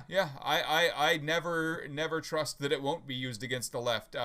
So far, all we've seen. I mean, remember this. That's why I said don't fucking help the FBI. Yeah, and remember this. The FBI's own internal team put out a document in 2006 claiming that the right wing was where the problem was and that all these far-right militia types and others that we now, put over in the alt-right category were taking all these jobs in the military, in the FBI, in the police, and that was going to be a serious problem. They knew about this back then. They put out 2 reports. Yeah. They had 2 internal reports on that in the 2000s. Yeah, they knew about this long before it was super public. Although, they've also known for a very long time that, a lot of Klan meetings weren't broken up because a lot of cops were at those Klan meetings. So, It's not a new thing for these people. Nope. Not even remotely. Nope. Really, the new thing is that there was a period in the early 2000s where the FBI kind of cared. Yeah. And it wasn't even, if you look, they were basically like, well, that could be a problem. I'm sure it'll sort itself out. It still didn't take it all that seriously. It was just that's probably a little concerning. They usually never take anything seriously until it's too late to actually stop something tragic from happening, because the FBI are a fucking bunch of idiots. Hey, if it was left-wingers, they would get involved very early. No. Okay, the only time the FBI ever truly gets involved is if they can detect and act against the U.S. government, and that they can 100% pin on something that doesn't somehow further the low-key racism and other unsorted issues within governmental structures. Yes. Yeah. End of the day. Remember that police forces, up to and including federal ones like the FBI, aren't needed if they solve all the problems before you know about them. For every press release they say, we stopped this thing from happening. There's 60 of those that the media never report on, which only basically drops their budget when it's time to talk about budgets. But when they clean up messes that they allow happen, boy, do they get all the extra budget they need to maybe stop that next time. So they aren't really incentivized, other than some moral base they should have. They aren't really incentivized to stop it all beforehand. So police are a relatively new construct in the grand history of humanity, and we seem to do fine without them before.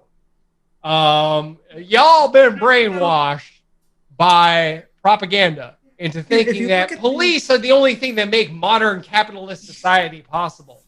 No, that's not how this works at all. No. And wake the fuck up. Even if you think that the police are essential, look at the Peel principles for policing used in Commonwealth countries like the UK. the entire premise of the Peel principles of policing is that like the police have to be respected by the community, and the only way the police can actually do their jobs effectively is if people view themselves as invested in the community and help working with the police to solve their own problems. And it's all about like how the police should use violence as an absolute last resort, and like you don't have any of that over here. Opposite of American policing in every way. And still over there, people are getting beaten down with billy clubs. Well, yes, it's certainly not really entirely carried out the way the principles say it should be. But yes, it would be a little better if it was. It would be a significant improvement, even if it didn't fix everything by any means. Y'all. Yes, indeed. Hi, Kurt Mama. No, she's a huge fan. She loves you. Cool. Well, he is awesome. I will get that one day. Yeah. Maybe there was a past where there were some issues between us, but things are good now. Okay, those issues were very much safety. Like there was good reasoning, even though you might not have felt it. You might not have gotten. It was a little harsh. Yeah. Like the fact that he's like, you're putting people in danger. Stop it. But everything worked out. I just always go back to the parody version of the message to Scientology at that point. My mom said, "I love you too, Greg with 2 G's."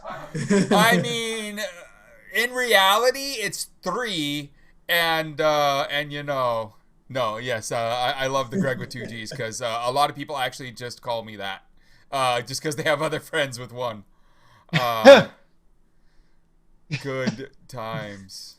Yeah, so chat, what else are we talking about tonight? We've covered quite a lot of stuff. Yes. Coming up on the 2-hour mark here. Much love to chat. You guys are awesome. Everyone, there hit the like button, hit the subscribe button. Yeah, what he says. Yeah, all that stuff hit that we should be follow, that like, that subscribe, that tip, that whatever. If you have an Amazon account, pair it with Amazon and Twitch Prime. Gaming.amazon.com gets you a free sub to this channel. Yes. You can take money away from Jeff Bezos and give it to this guy right here. I know, right? Like, yeah, stage left. Okay. All right. That way. Oh, good times. There it is. Thanks for the cheers. Vassar, you are awesome as always. And good night, Dev Null. Have fun out there. All right. Yeah, so what else are we talking about tonight? What do you got? Like most of the stuff that we have, let's say, interesting going on this week, we can't talk about publicly right now. No, we can't. And also, I have a fine Patreon right here. Yes. And the movie there's Patreon. a post if you want to give me cryptocurrency. There are cryptocurrency addresses in the latest post in the Patreon. Indeed. You actually make more money in a month than I do for all of my combined income resources just from that Patreon. You're making me feel bad. You should feel good. Your Patreon's working. Well, no, see, half of the Patreon that was already there was like a family member. No. It was 420 Chan directly. Oh, right. That was helping floating things for a while. Nice. But I've changed the focus of it to more cover everything that I'm doing outside the bounds of that community. The world is a better place when he doesn't have to go do a 9 to 5. Yes. Some of the stuff that he's working on right now that can't be talked about publicly yet, you will all really enjoy when it is. Yes. Yeah. Remember Parler going down and all the fun we had with our various parts in that and his, fun? More of that type of stuff. So we're just gonna keep going along those lines. I'm a law-abiding citizen. None of it is illegal. Right, exactly. Just absolutely nothing. I don't break any laws. Yeah, I am a good boy. So, for everyone watching who isn't normally here and are only here on our Fridays, every Sunday night we do movie night. So if you join the Discord, which is over here, right there, there's a movie night channel there. And so every Sunday we do a double feature. We just watch movies together, and a thing where you can chat and you can all watch it together and everything. Thanks to Budo Shin here in the chat, helping get that all going. So you are being formally requested, Kurt, by the chat to be there for movie night. I believe this week we're actually going to be doing a sneakers/hackers double feature. Oh, okay, I'm there. You fucking no, you got me. You got me. And the net. We're gonna for anyone who is still awake after hackers, the net. Just to end it on that funny note. Wow, we're not gonna do swordfish. You know, we can do that another night. But like, you know, we did last weekend. We did War Games and Real Genius. Ooh, nice. So I'm sad I missed War Games. We're doing a pretty good set of films here. Like sneakers and hackers, you can't beat that combo. You really can't. No. I mean, the only other way I would have maybe put that is maybe you could do sneakers and War Games to get the time periods kind of lined up. But like other than that, but no. Like Sneakers actually it works really good even with a modern context. Well, I think sneakers is great because it shows you a different side of the community. Like you get in both of these to see both real sides of the community. You know? Yes. And I love it. I love it. I also find it just hilarious. Redford playing a hacker, like that's just funny. I have a deep appreciation for Ferris Bueller's Day Off because that is a very, very early instance of somebody actually hacking in a realistic manner. Yeah. For the time period. And that rule is like that led to War Games and Ferris Bueller's. Yes. You know? Yes, exactly. You got that acoustic coupler. Who was Matthew Broderick behind the scenes in this community? Right? Yeah. Has never been unmasked. Well, another movie we're going to throw out there one of these nights, and maybe we do this on a night where we do Swordfish, is this will sound weird, but the more normal film, and then we do the B film as Mastermind. For anyone who's never seen Mastermind, this is let's do a Swordfish, Mastermind, Toy Soldiers. That'll be a good lineup for a movie night. Swordfish, we all know. Toy Soldiers, some of you might remember. It's another one of those 80s films where all the actors are young kids. They go to a private school. The terrorists take over the private school to hold them all for some kind of a ransom. It's a great film because the kids end up overpowering them, you know. But Masterminds is that same thing, only way worse. But it's a hacker kid who's been kicked out of the private school and is only on the grounds to bring their sibling there. And the bad guy is Patrick Stewart. Yep. And I love watching Patrick Stewart play bad guys. Also, Patrick Stewart is just a generally fantastic actor. There is something really special about watching him in any kind of low-budget production where he knows this is gonna suck. Yeah. And he's gonna put in the effort to do as good a job as he can with the material, but he knows what's going on here. Yeah, so we do movie nights every Sunday. So if you join the Discord, you can find out when we're doing them, where we're gonna watch. It's a lot of fun. You can watch it from your browser. It's all very simple. Budo has a really cool setup. So definitely join the Discord and have fun on. Budo, let's swap notes. Right. Yeah, you'll like how it all works. Yes. Copyright police hate me. Indeed. Because like for the last 8 to 9 years, I've kind of built a side empire on giving fans of certain live combat sport related content that don't have the money for it a way to watch it, and they can't get me because I don't make money off that shit. And we have a full bespoke streaming system for doing these illegal streams, but I do it all for free. There's no ads, anything whatsoever. So they haven't been able to touch me legally.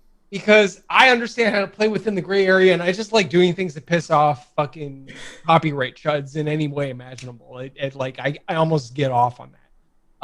The amount of DMCA requests that I laugh at and reply out to and telling them to go fuck themselves, they are approaching the thousands at this point. If you want me to deal with something, ask me polite. And we are also don't use the law. Yeah. Just ask nicely. Just ask nicely. Just be a person. We are, and I might reciprocate. We are definitely going to watch Chud. For people who don't know what Chud means, it is cannibalistic humanoid underground dwellers, which is, of course, why we call all the basement dwelling, Proud Boys like Mark Sahady Chuds, because they still live in their mother's basement. And for Mark Sahady, that's literally true. So yeah. Yeah, the Chud Home Alone connection is kind of crazy. There, what I think would be fun is if we did a Chud and then what's the Ice-T one? New Jack City? No, Johnny Mnemonic one. Yeah. We should watch Johnny Mnemonic. Yeah. Chud and Johnny Mnemonic on the same night would be fun too. But yeah, so anyways, movie night. That's the thing we've been talking for 20 minutes about. Don't worry about it. Join the Discord. I've put it in the chat a couple times. You can do this little thing if you ever can't find it. And it gets you right in. And over there, we do all kinds of fun shit like that. But every Sunday night is movie night from now on, unless, horrible things happen. So keep that guy, safe. What's the deal with the Queen of Canada getting fired? You're the Canadian. Yeah, I didn't hear this one. Give a shit about no queen. We don't got no queen. We got a prime minister. His name is Justin Trudeau, and he is fine. Except, I vote NDP. And well, you should. I don't know no shit about no queen. I don't pay attention to that shit. We are not a monarchy. It's not my country. I pay more attention to America than I do to Canada, for Christ's sake. You think I'm going to give a shit about Britain? I believe that they are referring to Julie Payette, the Governor General, resigning following all the findings of, wrongdoing. Okay, I've been paying like 100% attention to American politics lately. I'm sorry, and you can basically consider me being within the continental U.S. As occurring, because my focus lies on a lot of very very U.S. centric stuff. I have not been paying attention to domestic politics. My apologies. You can't blame me. You really can't. No, not at all. Obviously, there are slightly more important things to worry about in the world right now. Yes. I worry about the home front when our next door neighbors aren't liable to burn the entire rest of the world in nuclear fire. Yeah. That seems fair. Yeah. Right. And I also just don't fully understand Canadian politics. I've tried, but you have so many parties that seem so similar to me but hate each other so much, and then parties that are obviously opposite of each other. Okay, so the Liberal Party is basically like your and Democrats, the New Dems, and the NDP. Yeah, they are actually left of center. Yeah, they're actually left, whereas the Democrat center, and then Quebec has a whole bunch of assholes that people keep voting in for some reason because they live in the same province. Okay, fair enough. I've never paid enough attention. Everything here has been on fire for so long. Yeah, pretty much if there's somebody in Quebec that is up for a seat, they win. They win. So every fucking politician in that province stays in power because they want to maintain that hold on the rest the country. They should have fucking seceded. They almost seceded, and they lost by a couple of votes. Like, come on. Nobody likes them. They suck. And if you're from Quebec, I apologize, but I'm just talking about, like, no, you know none of us like you. I'm very proud of you staying away from all the various French insults for Quebec, so very well done. Yes. They don't even speak real French anyway. It's like gutter speak if you go to France. It is a kind of hilarious to, like, the way they treat English speakers in Quebec is how they get treated if they go to France. Oh, man. Okay. We got to put French labels on everything to go along with the English, but you get to Quebec, there ain't fucking English shit. Like, no, they act like they're king shit of fuck mountain, and like, damn it, like you roll in, you don't even know. Oh, I can't do a right turn on red, and because they don't even want to print English signs ahead of time. Like, it's a fucking backwards place. I hate that province. I fucking hate them. Oh, God. Did I ever tell you my favorite Canadian joke? It's horrible. Are you ready for it, Kurt? Okay. I mean, it's horrible in the dad joke way. It's not horrible in the offensive way, unless you're from Quebec. So a bunch of people on a plane flying, and they're going to, like, Egypt. So they're in Africa. They're over the desert, and they're a bunch of Canadians, right? Plane crash. Only 2 survivors. One from Quebec and one from all the way the other side of the country. And they're the only 2 survivors. And they're standing there in the desert, and one of them sees off in the distance a shining light. And he thinks, oh, that glint, that could be an oasis. There could be water. And they rush towards the possible water. As they get closer, they realize it's this small little tiny object. And one of them picks it up. It's a lamp.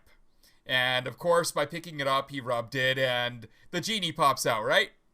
And says, well, I normally give 3 wishes, but you were both touching, so let's be fair, you each get 1. And the guy from Quebec, in a wonderful fake French accent, says, well, I'm going to go first, because, I mean, I'm from Quebec, and I'm better than you. And he wishes, in his exact words, for all of Quebec to be free of the rest of Canada. To build a wall around Quebec and to make it impenetrable, and all of our needs are met inside of Quebec, so we no longer need the outside world. And the genie clarifies, impenetrable. And he says, yes. And as he finishes, the genie says, poof, and he disappears. So obviously the genie put him back in that impenetrable wall, right?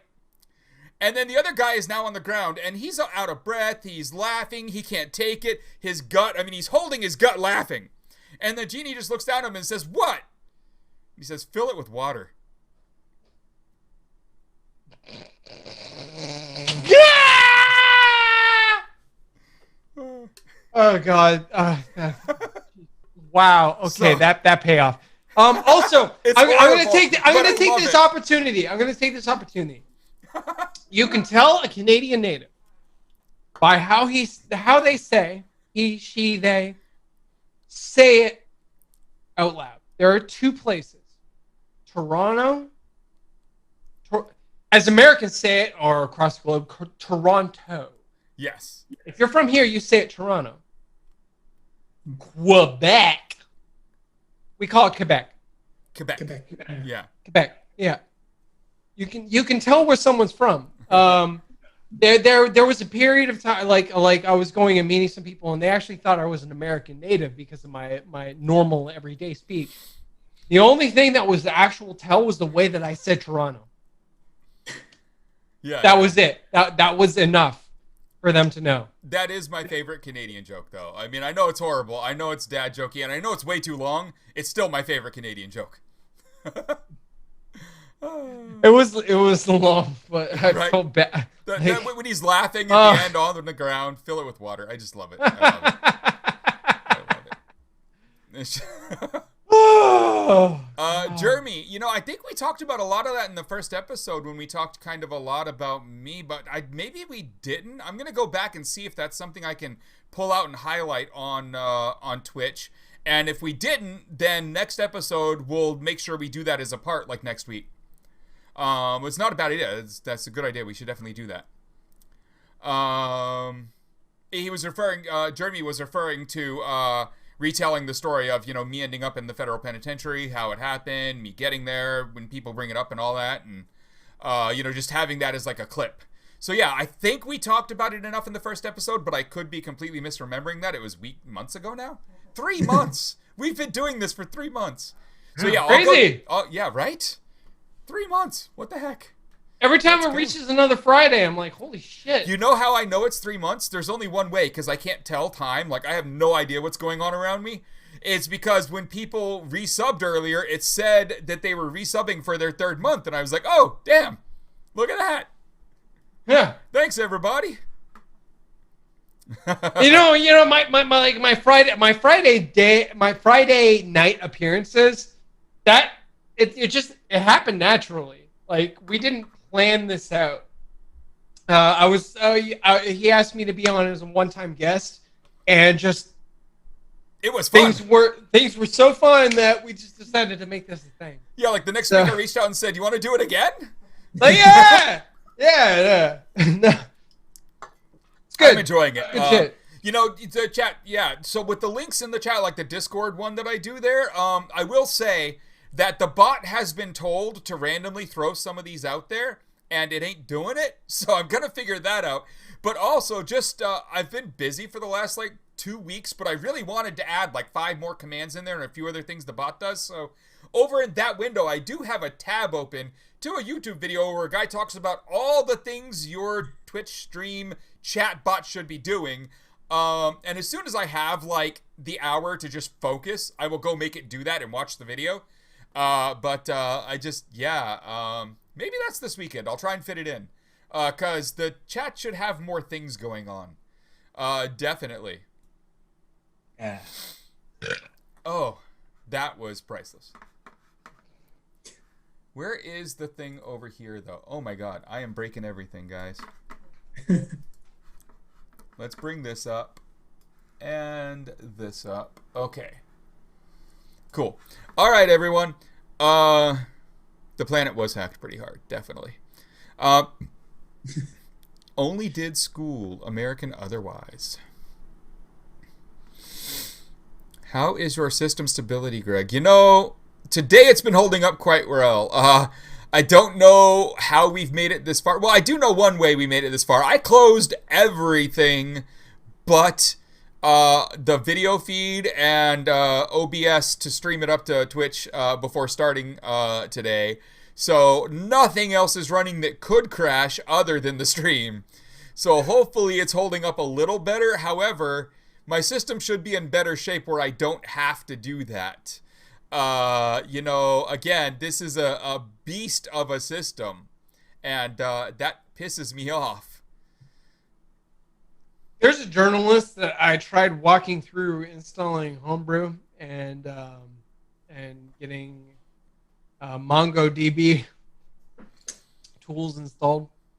And the thing that's annoying me now with macOS is this guy's from New York Magazine.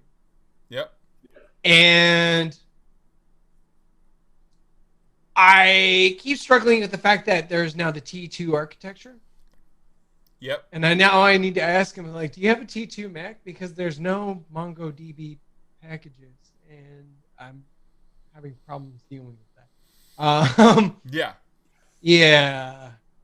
Transition is annoying, and now that I know that the writing's on the wall, I'm going to have to get used to the fact that I'm probably going to have to transition on my desktop to Linux full-time at some point. You don't have to. You just, have to use tools that work over here. And you don't have to have MongoDB on your desktop, thank you very much. You have a cluster of machines. My various databases and other things are on those machines over there. And my desktop. You're right. You're right. I have an ESX. You have an ESX cluster, which is exactly what's behind me over here too. My desktop might be in shambles, But that set of machines over there have a total of 160 cores and a total of just over 512 gigs of RAM. So they're doing fine. They're just doing other fun things. Do you want to see? I guess you can see. I posted a picture of it earlier somewhere. Not that picture, of course. I have what is referred to as a lack rack. For IKEA furniture. For anyone who knows what I'm talking about, you know, and it's hilarious. Oh yeah. These two beastly machines here are running all of the fun stuff I do off to the side in the background, because you can get these things so cheap these days. Exactly. These things are not the biggest powerhouses in the world, but they've got Xeon chips that keep up with 5th and 6th generation I's, like the i7s. And so those cores are really decent. The memory bandwidth is the only thing that's a little low on these older Dells and older HPs. But again, if 90% of use cases, like, you're not going to give a shit. Exactly, unless you're running like a strong Redis cluster or an Elastic DB cluster, like, you don't really care about that. You need memory to keep a bunch of stuff a little quicker, but you don't need it to, like, constantly 100% of the time be reading, writing to memory. So these things run fine, and I'll tell you, like, when I got these built out, that bottom one has 18 terabytes in it, and it has 80 cores, 80 CPU cores, and over 300 gigs of RAM. And I bought that thing for $312. Mm-hmm. Like, that's how cheap this stuff is these days. It really is. No heat issues where it is, although you can kind of see by the lighting, it's right under a window. My setup in the basement is actually fairly close to his. Only real differences is I'm running a 8-bay Synology, and my stuff is all backed by 10 gigabit fiber. And like one CPU generation newer. Other than that, I have a very similar setup downstairs. Yeah. And then you can't see it down the side of the thing, but down the side you would see giant bolts like this long that are, about yay big around, that I just bought at Home Depot for like a couple bucks for 8 of them on each side, so 16 total, and just drill in and put them in, and then you set the servers on it. So that bottom one isn't resting on the very bottom. There's a gap. But you just drill those in to provide the weight, the holding of the weight for the servers, and it's just like you have a regular rack. And funny enough, the inside of the lacks there, the LAAK you can get from IKEA for so cheap, is the perfect width to hold those. The sides of those are literally up against the wall. It is just very perfect for building a rack out. Supports a good amount of weight too. Yeah. Alcohol. That is literally an end table from IKEA that was $20. Like $20. That is the exact perfect fit for racks. And if you type in Google lack rack, LAAK rack, you'll find 50 different versions of these that people have made that are cheap and work great. I've had those two servers running nonstop 24/7 for years in there without a heat issue. They run fine. It's beautiful. Think about a regular rack. They're all crammed in with one another anyway. I mean, the amount of cores and RAM and hard drive and the speed I've got, those are SAS drives too, so they're pretty damn fast. But the amount of power in that little thing right there, the total cost of the rack, the two servers, all the drives, all the RAM, all the CPUs was under $600. And that thing is a beast. It's running ESX clustered together on both of them, and I can do whatever I want over there. I have multiple installs of Linux running in virtual machines, a couple Windows virtual machines for testing out software. I have one Hackintosh running in one of the virtual machines. There's all kinds of stuff. Same. So yeah, so back over here to us. But yeah, I mean it's so cheap to build that stuff out now. In fact, that was like 2 years ago. I could probably build that now for under 500. You could, yeah. Yeah. Like, okay, let me. I run 420 channel out of my fucking house. Yeah, like, when I looked at that Parler data sheet, I was like, what the fuck, guys? I can serve half of your shit off of that at full speed. Remote desktop with low latency. Well, they're both connected to the same 10 gig network. And no. I use VMware. Yeah. Yeah, I use VMware Fusion as the essentially the remote terminal. I don't notice. Like I can have a full screen, a 1440p display on any of the machines down in the basement, and you could not tell the difference between running that thing as a local guest or on the cluster. Yeah, so sure. there is the I can even have sound. I can even have my VMs running on the cluster have sound through my desktop as a guest. So like that shit is perfectly capable. Yeah, building out home labs today are so cheap, and I'll tell you why. It's AWS, Google Compute Cloud, and Microsoft Azure's fault. Because they bring the cloud into your home. The cloud? You got gigabit fucking networks coming to your house in like larger and larger capacity. If you have gigabit internet, no reason to do anything else. No. But the cloud made all the mid-tier and small data centers in all the big cities go out of business. And so it flooded the market with these servers. Like when I bought these two, they were from batches of like 3,000 of each of them that had come out of a data center that was being decommissioned because they had migrated their company into being a cloud management company that managed all of their clients on AWS. And so they got rid of their whole own infrastructure. And so you can literally like find this stuff for so cheap. On eBay, if you just go search for like 40 core, you're going to find like 50 servers that are like $300-400 that have 40 cores of like Xeon. Some of them like Xeon W's, like powerful ass chips that are just cheap as fuck. Yeah.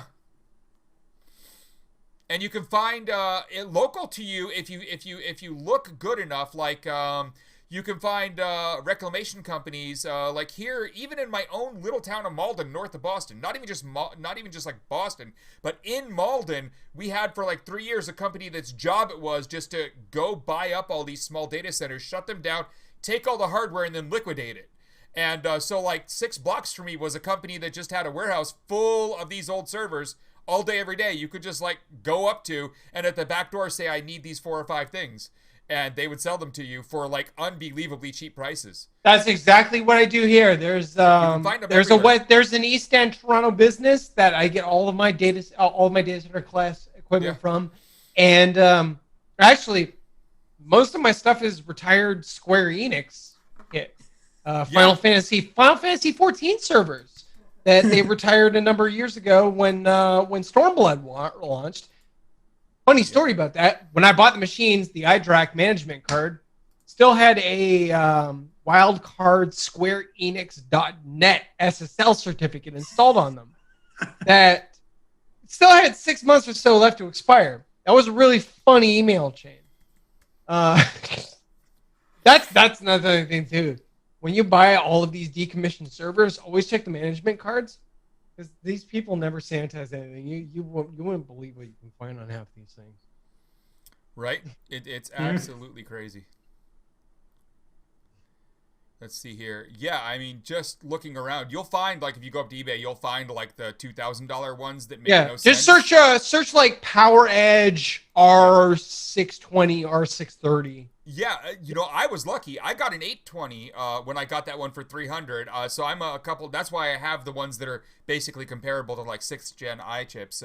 Because I found just they had to dump so many. Normally you're gonna find like the 6 series and the 7 series is where you're gonna find the best deal. But even right now, if you dig deep enough on eBay, you can find PowerEdge 820s with freaking 4 sockets and like 128 gigs of RAM in them, with like no HDs for like $200, and then you can find the HDs in like packs of reclaimed from old data centers for like a couple $100, and boom, you're sitting there on like a 40 core, 128 gig of RAM, powerhouse of a machine. Yes. Now that's even servers. You can buy pairs of bare CPU pulls. And you can just go and buy a motherboard that for a gaming machine and throw a 20-core Xeon in it for nothing, for literally next to nothing. It's absurd. The secondhand market right now is hilarious. Yeah, but you have to stop. You have to stop looking at consumer gear. You have to look at workstation class stuff. Yeah. Because the disparity right now, it's great.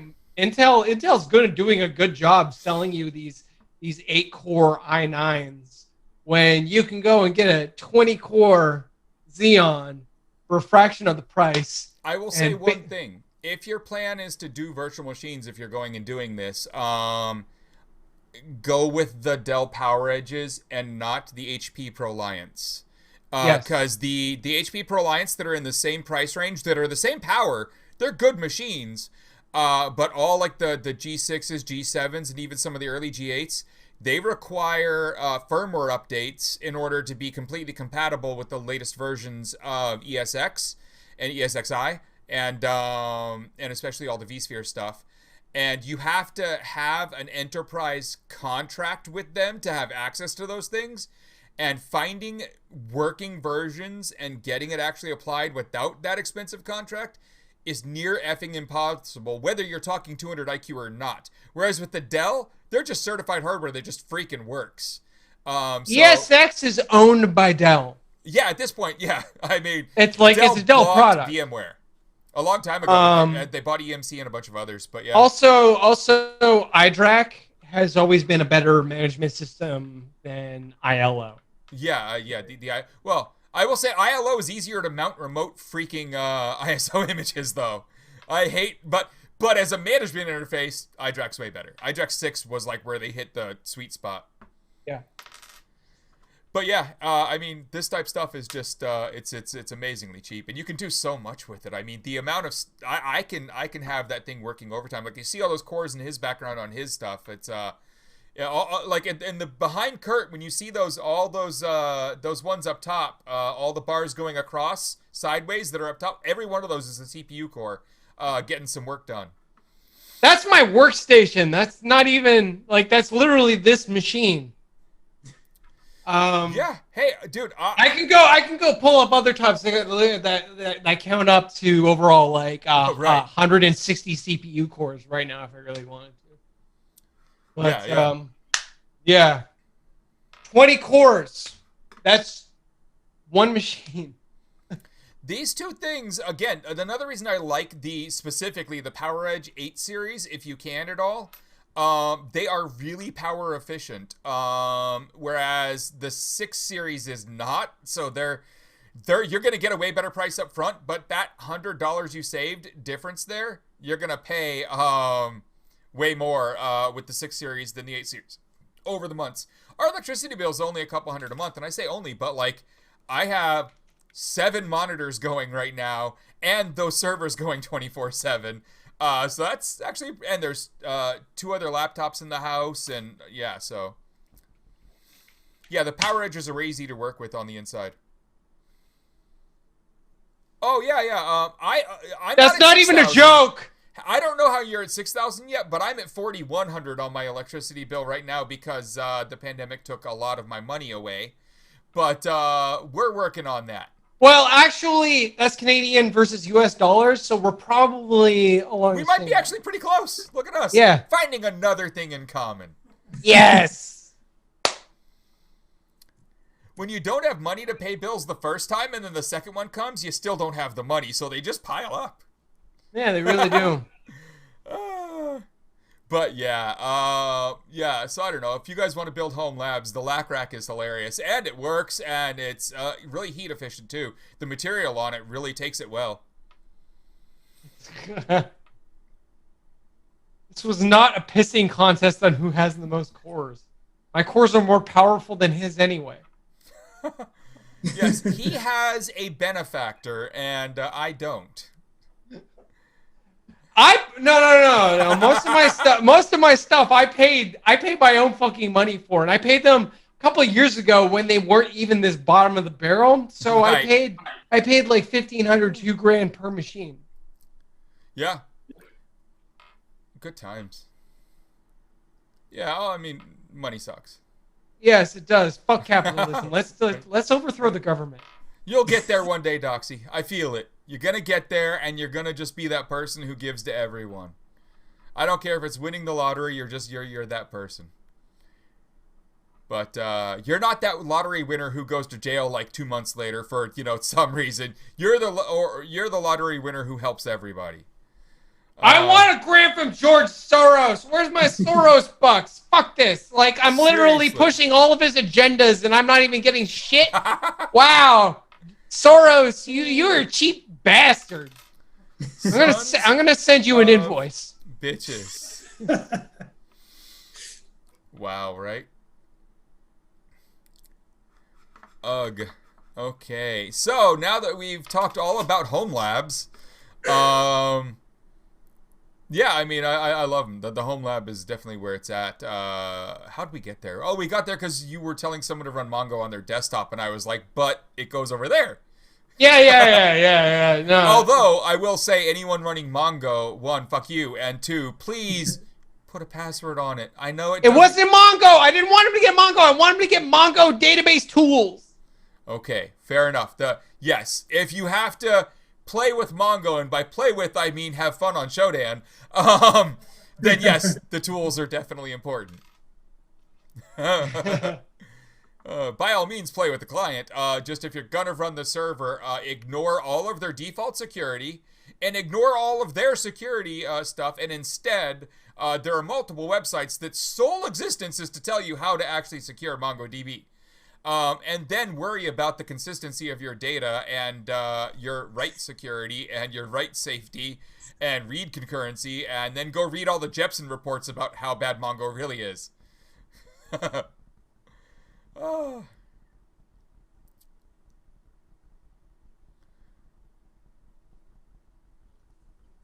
Yes, there is a reason for non-relational Same thing data. with Memcached, and same thing with Redis. Like, people just bind that shit. Yeah, could you please put passwords on your Redis? No, not even. Don't even bind it to an IP address. Use a fucking socket. Yeah, local sockets are fine, but if for some reason your local infrastructure requires binding to an IP address, even if you're somehow doing it on local private IP space or local, networked VPN space or anything else, still require a password, please. Yeah, like if you have to use TCP IP and not a local socket, I would even just bind it to localhost anyway and figure out a way to make a point-to-point tunnel from instance to instance. What's the worst thing that happens to a network when it gets violated? When you penetrate into a corporate network, the first move is lateral. You go sideways and find other things you can lock yourself down on. So I shouldn't have given this advice. You're making my life harder. You find this one, you don't find those ones. And when you don't have passwords on things, even if they're only to be accessed internally, that makes all that lateral movement a lot easier. So don't do that. Make my life easier. Or, of course, if you do work in big tech in a way where you could actually somehow recommend and afford a tool like Darktrace or Carbon Black or any of these others that actually monitor all the lateral movement inside of networks, go with one of them. But I will tell you, you'll be $150,000 in before the software does what you want. Yep. Although Darktrace is fucking amazing. Like, I've gotten to sit at it and play with it before, and I was playing on an instance that was built out at about $250,000 of investment, and it was neat. Darktrace, you don't tell it anything about your network. You just kind of turn it on, and Machine learning? It has all kinds of machine learning built into it, and then it monitors all the network traffic. And within a month of it running, it will say this IP address or this port on your network or this VPN connection is this username, only accesses these file shares, is only usually logged in at these times, and it starts building a model of every user down to the point where 2 months in, it will, without you telling it, say this username is this user by real first and last name, and it just gathers all this data on its own about your network. And then what it does is the cool part is if you've got someone who works in, I don't know, some random office, like one of the secretaries, all right? And that person never, ever is there on the weekends, but a lot of other staffers are. And then on that weekend, again, that user who has never once in their life ever accessed one of the accounting shares where a bunch of accounting data is, suddenly on a Sunday afternoon starts downloading data off the accounting share. Darktrace is smart enough to go in and say, this is abnormal. And it cuts the connection, kicks the user off the network, and then alerts admins that this might have been a hacker. And it does it all on its own without you telling it to do that or it telling it what that user's permissions are supposed to be, all through machine learning. So it's kind of Thanks, I hate it! But you got to be a lot of money in to use a tool like that. That one and Carbon Black both do kind of the same type of work, but man, if you have a network that can support that cost, they're freaking. And I will tell you one thing. They both decided that for that price point, they had to be 90s hacker movies. So the interface to Darktrace is all this 3D fucking like world that like you move around and objects and shit. It's like, it's fucking crazy. It's actually beautiful, and somehow they found a way to make that useful too. Like That sounds amazing. it's neat. Yeah. WireGuard is an amazing protocol. Absolutely.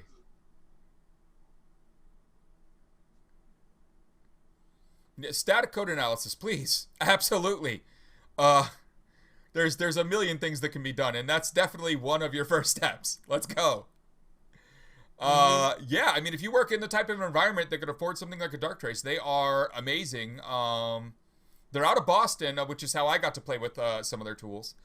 They wanted a few of us locals to come and play around with it, so they gave us all really nice steak dinners and a terminal to play at to sit there and see if we could beat it up.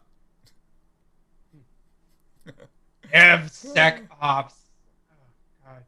Does this add more shortened things? We're gonna, like 10 years from now, we're gonna have like DevSec, merge, Intel Ops. Like, just stop it. Stop it. I mean, Boston Dynamics, all they're doing is building the war machines of the future. Like, I saw those dancing robots like last month, and I was like, that's cute. Also, one of those is gonna kill me one day. Yes. Like, Yeah. I don't know. That's gonna be Skynet. I'm not really sure why they bothered not calling themselves Cyberdyne Systems. right? Like, oh my God. I What's will your say that opinion on them, music Jeremy? that music video they put out with was all of amazing. their robots dancing, like, oh. That was Like- that was fantastic. Well, if you Beautiful watch picture like of the the future. progression of like of how that goes, like it's just holy crap. Like how yeah, fast they are getting that much better. Yeah, if you watch some of their like early stuff, like 2012, when they were still working on like Big Dog and just beginning to do the humanoid bots, they were like this like shuffling steps. They could barely stay upright. They had to have external power connections all the time, and then like less than 10 years later, and it's like dancing, and it doesn't even have an external power connection. Yeah. And, okay, Jeremy. Yeah. There, I would not call that an opportunity, Jeremy. There's Can something. I have a Boston Dynamics horse? I want a robot steed. Come on. Well, you know, Do this Who shit. doesn't, right? in the video there's the little like dog shaped like yellow one that's dancing. Spot. Yeah. Yeah. Spot is actually a toy. They sell it as a toy. It's $50,000, and you can find YouTubers who have far too many subscribers who have bought Spot and play with it on stream for $50,000. And it's kind of crazy what it can do. One of the guys who does unboxing, I can't remember which one of them, but he uses it to go over, and then it goes down to the ground, and then he slides a box on it, and then it stands up with the box, and it walks the box where he wants it to go, so he doesn't have to carry the boxes around anymore. Wow. But for $50,000, he's got, like, you could get something cheaper to, move boxes. Yeah. Yes. Like any number of things, really. You just chose the most expensive solution. Yeah. Mm-hmm. They actually did have a transportation robot. Oh, boy. So, Yeah. powered by a Yeah, car a couple engine running a compressor. Wow. Jesus. Yeah, I don't know. I mean, those bots do definitely look like they are going to be used for military purposes, and sooner rather than later with how fast they are going in terms of their development. I know there's all kinds of rules being thought up about whether automated machines that don't have human interaction violate some kind of, international laws if they can fire weapons on their own, and all these other things that I think the bad guys in the military-industrial complex will find a way around, because they don't care about all the death they cause, just the profits they make. Get in the fucking robot.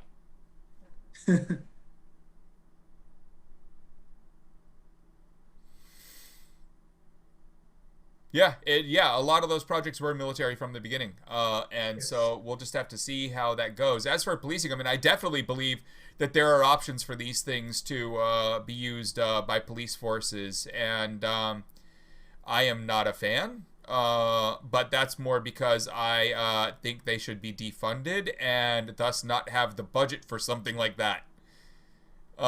Personally, yeah. Can we wait. I'm down with this. If they remove firearms from the police arsenal, give them robot steeds and a lasso. I'd be down with that. I mean, I think we saw an image, was this last year, Mac, where a cop actually lassoed a black protester and from the back of a horse, and that image went viral as the most racist thing of that day at an anti-cop rally or something. I just remember this being a thing. I know I'm getting the story wrong, but I remember that being a thing last year. And so I don't know that robot cops lassoing people will be any better of a look. No, the cops are not robots. The cops are still humans. They're just riding robots. If we're going to have our cyberpunk dystopia, it might as well be aesthetically cool, right? Yeah. I don't know about that. I'm just going to nope out of all of this and say defund the police, ACAB. Yeah, no. Thank you. Yeah. I mean, I don't want the 12. cyberpunk dystopia. No. I'm just saying we don't have a choice. Listen, if this means we can hack their horses. Oh, that's a good point. I'm down with that. Because you can do some funny ass shit. You can, however, let's look at how many things get hacked versus how many things could be hacked in the world, and it's because nobody cares enough. But it's very disproportionate, so there would be a hell of a lot more of those that don't get hacked, that do bad things, than get hacked and we get funny memes out of.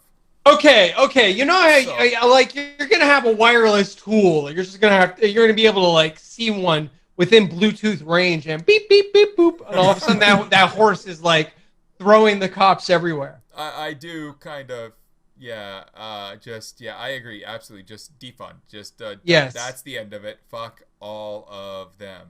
Because the linchpin here is that Jeff Bezos is going to be the one that's comping all of these horses. Oh boy, yeah. Oh hey, so you guys want to talk about that stupidity? What is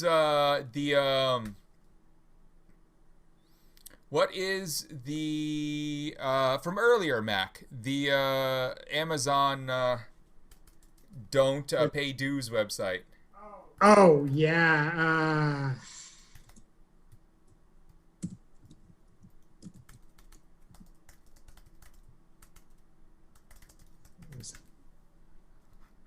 Do it without dues.com.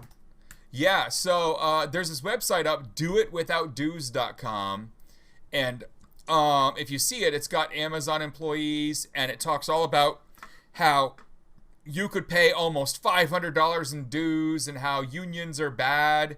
And on this site, they did have an actual list that was far worse than this that they took down for the reasons of realizing that they might be saying legally actionable things a few days ago. But this website is literally, if you get down to the contact us and you click on it and go through the contact page, they built an entire website for their employees to snitch on other employees who might be trying to form unions. And at first, they, of course, avoided having like the actual Amazon logo at the bottom or saying they were Amazon until a couple days ago, a journalist outed it just outright with proof that it was Amazon. And then they took credit for running a website that's sole goal is union busting. Which is a crime. Yes. Except it goes wholly unpunished because the government doesn't actually care. So, yeah. With unions, didn't Instacart just... Yes, they did. Yeah. They fired a bunch of people. The vote against the unionize was dismissed. Direct retaliation. Yeah, so what I would say... By the way, I'm going to say right now, unionize the video games industry. Unionize every industry. This is the website, and what I would say is there's many websites out there like mailinator.com that allow you to make a fake email address that you can still receive a reply from real quickly. And you can go to this website and complain about completely fictitious employees, thus filling up the pipeline with bullshit that they have to sift through. So if anyone actually does decide to use this damn site to snitch, it makes it much harder for them to find it.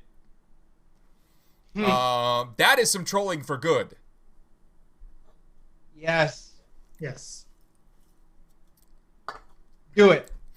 Right? Yeah. I usually don't say do questionable things, but fucking do that. Right? Yeah, if anyone wants to bot that or anything else, by all means, fill it up. Oh, yeah. Ugh. Okay, yeah, so, well, Chad has been coming up with some good stuff to talk about. Yeah, fuck Amazon management. All of them. And, of course, fuck EA. Like, oh my god. I mean, South Park has its issues, but I do love the episode where they just completely fuck with EA the entire time. And that made me so happy. Okay, yeah, so what else does chat want us to talk about? What do you got for us? What have we missed from today? Or yesterday? Or, it's been a week. That's true. Gaming is not for boomers. Gaming is for boomers, I am just the age where I am not a boomer, not Z or X. There's this weird 4-year gap that they put for some reason between the boomers and then the next generation they named. And for the longest time, that little 4-year gap didn't have a name until like a decade ago or so. They finally named it Zennials with like an X at the front. And so I guess that's my generation now. I am a very weird small generation of people, it seems.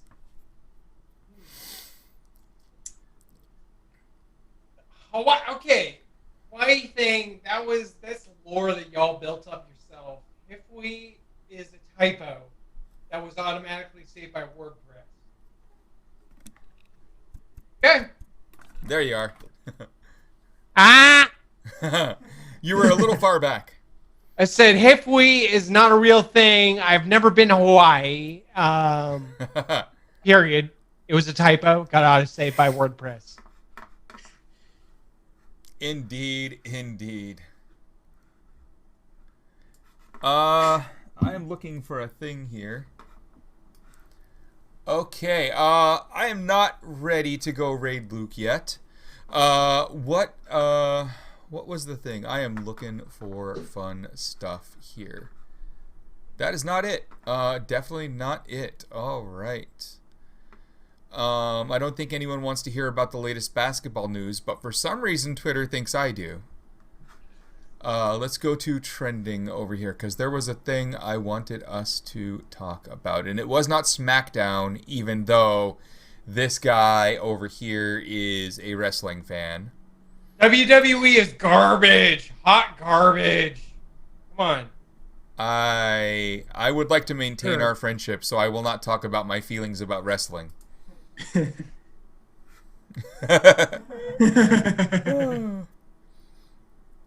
Oh my god, dude. There is so much stupid shit going on. I can't.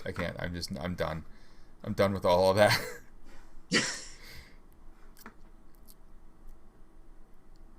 Right? Seriously, alcoholic horn. I hate it. Why is WWE so popular in the Chan community? You know, that's one for you. Performance art. Watching people beat the shit out of each other. I mean, like, it's all scripted and stuff, but that pain, like, that, they fucking feel it. Oh, yeah. But also, I mean, pro wrestling was kind of like shit posting before shit posting was a thing. Yes. I also like doing as much crazy stuff online that I have over the years. I have a very deep appreciation of the theatrical component of persona management. The whole thing of like heels, faces, changing alignments, changing personalities, characters, almost on the spot, and maintaining that in a real world context as much as possible. You know, having kayfabe. It like I have an appreciation of the art on that level, if that makes more sense. And that could go with a lot of the online community, the Chan community. It's the same kind of thing. Like, you got a gimmick poster, you got a gimmick wrestler. Same logic applies. Makes sense. I was listening to a podcast that had Dave Bautista on as he's as great. The guest. He's wonderful. And what was interesting about it was he talked about this moment when he's in a locker room and McMahon walks in the door, right? And he hadn't done his best out on the stage, if you will. And McMahon looks at him and says, "Look, you know how it works around here. You put in the hours you want to put in. You earn what you can earn. I have put you on a platform where you can make as much money as you can make, but it's all on you." And Dave thought about it for a minute and then asked him, "So what do you want? You're getting 60 hours a week out of me. Do you want 90? And he was like, "Yeah." And then walked out. And that's when Dave was like, I think I'm getting exploited here. Like, yeah, fuck those guys. That should probably be a light bulb moment there. It really, really should. I want to throw this out into the chat for anyone who's got some free time on Sunday. This right here is going to be an awesome event to watch. Watch over Zoom, all that. It's going to have Stanley Cohen, who is an attorney, an activist, freedom fighter.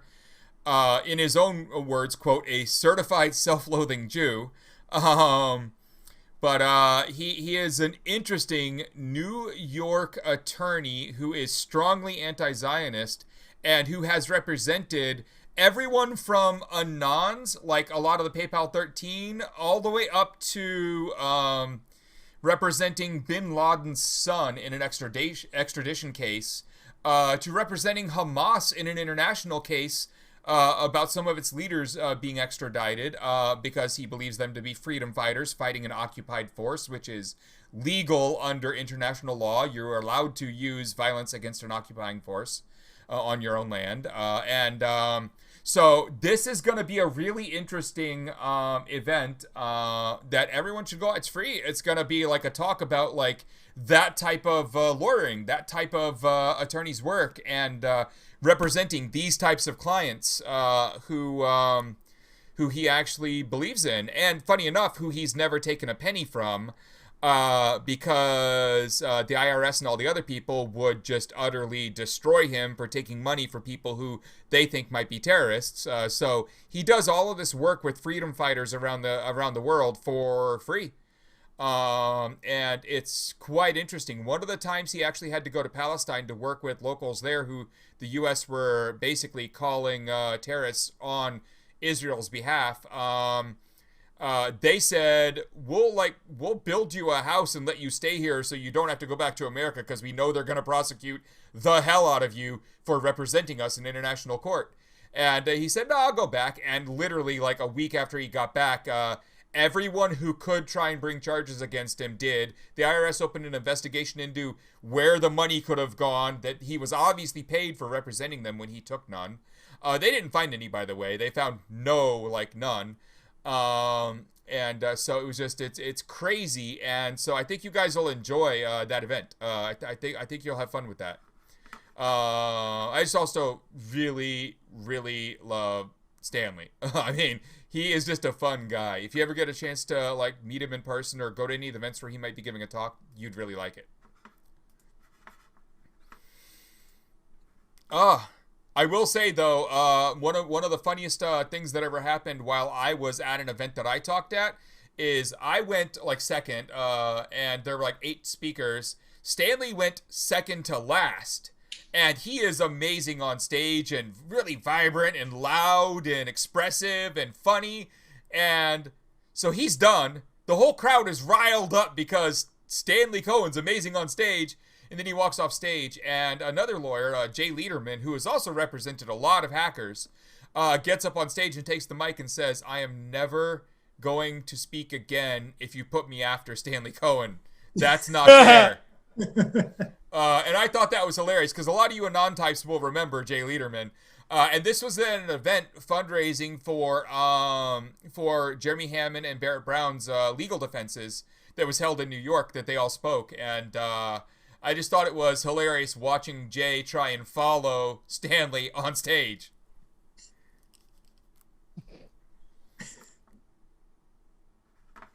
Yeah, it's definitely good times. I will do a thing here.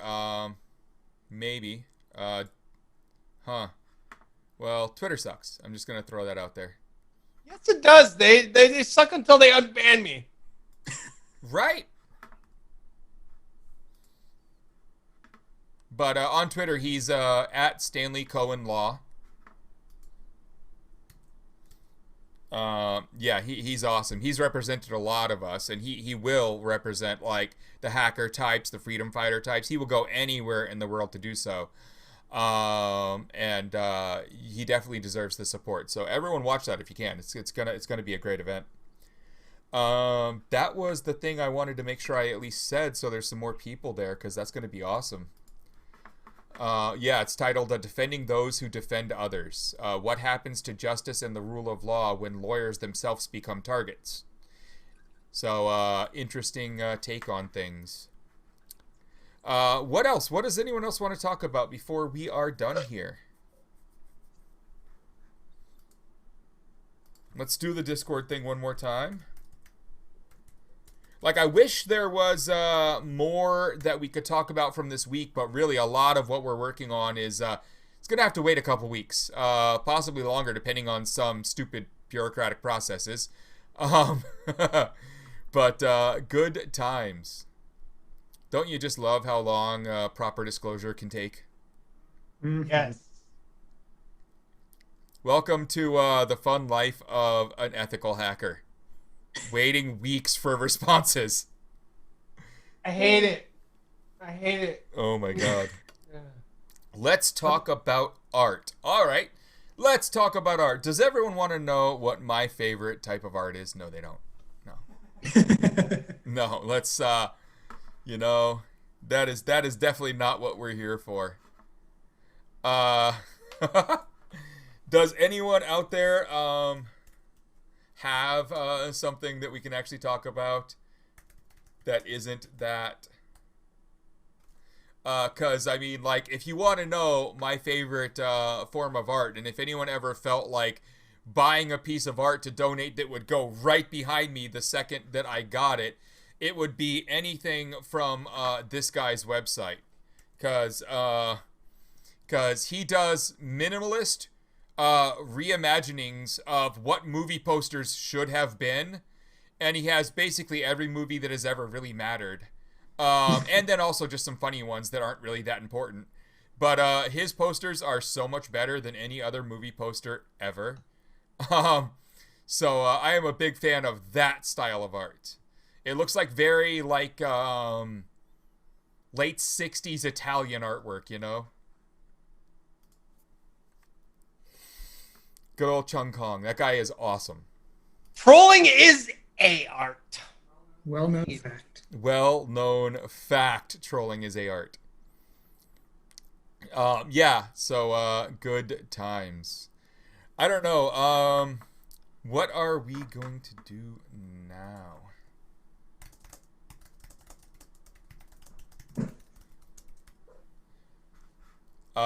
We could raid someone.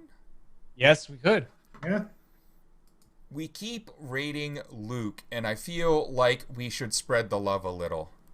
Yeah, you don't want him to get too used to it. How close am I to partner? I don't know. Let's check. That's a thing we can find out, though. I'm looking over here because the monitor over there is where all of that shit is. That's under insights, right? And then achievements, yeah. Too many buttons. I have the hours. I have the days. I do not have the average viewers. My average viewers are still hovering at 50. We got to get the average viewers up to 75 for me to qualify to hit the button for partner. So I guess we're just going to have to keep streaming here for the next about, let's do the math here.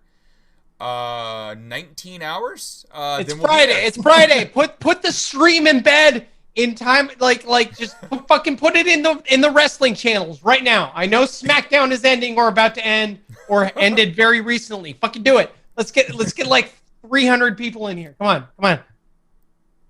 I know my time of TV mods are watching. Yeah, let's do a raid on a COD Twitch. Let's raid my friend, the one that we play with. Okay. Let's do that, everyone. Espouse the love of cum dogs. He really loves cum dogs. He does. How do I get to the thing I am looking for here, though? I have so much stuff in the way on my screen.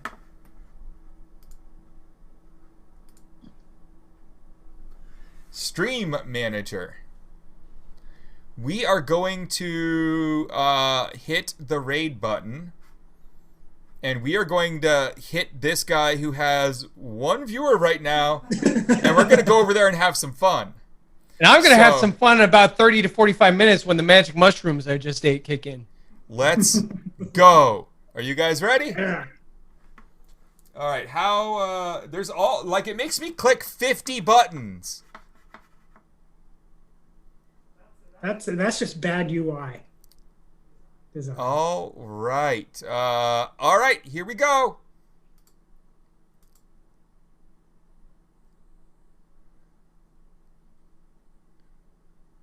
And the raid is on.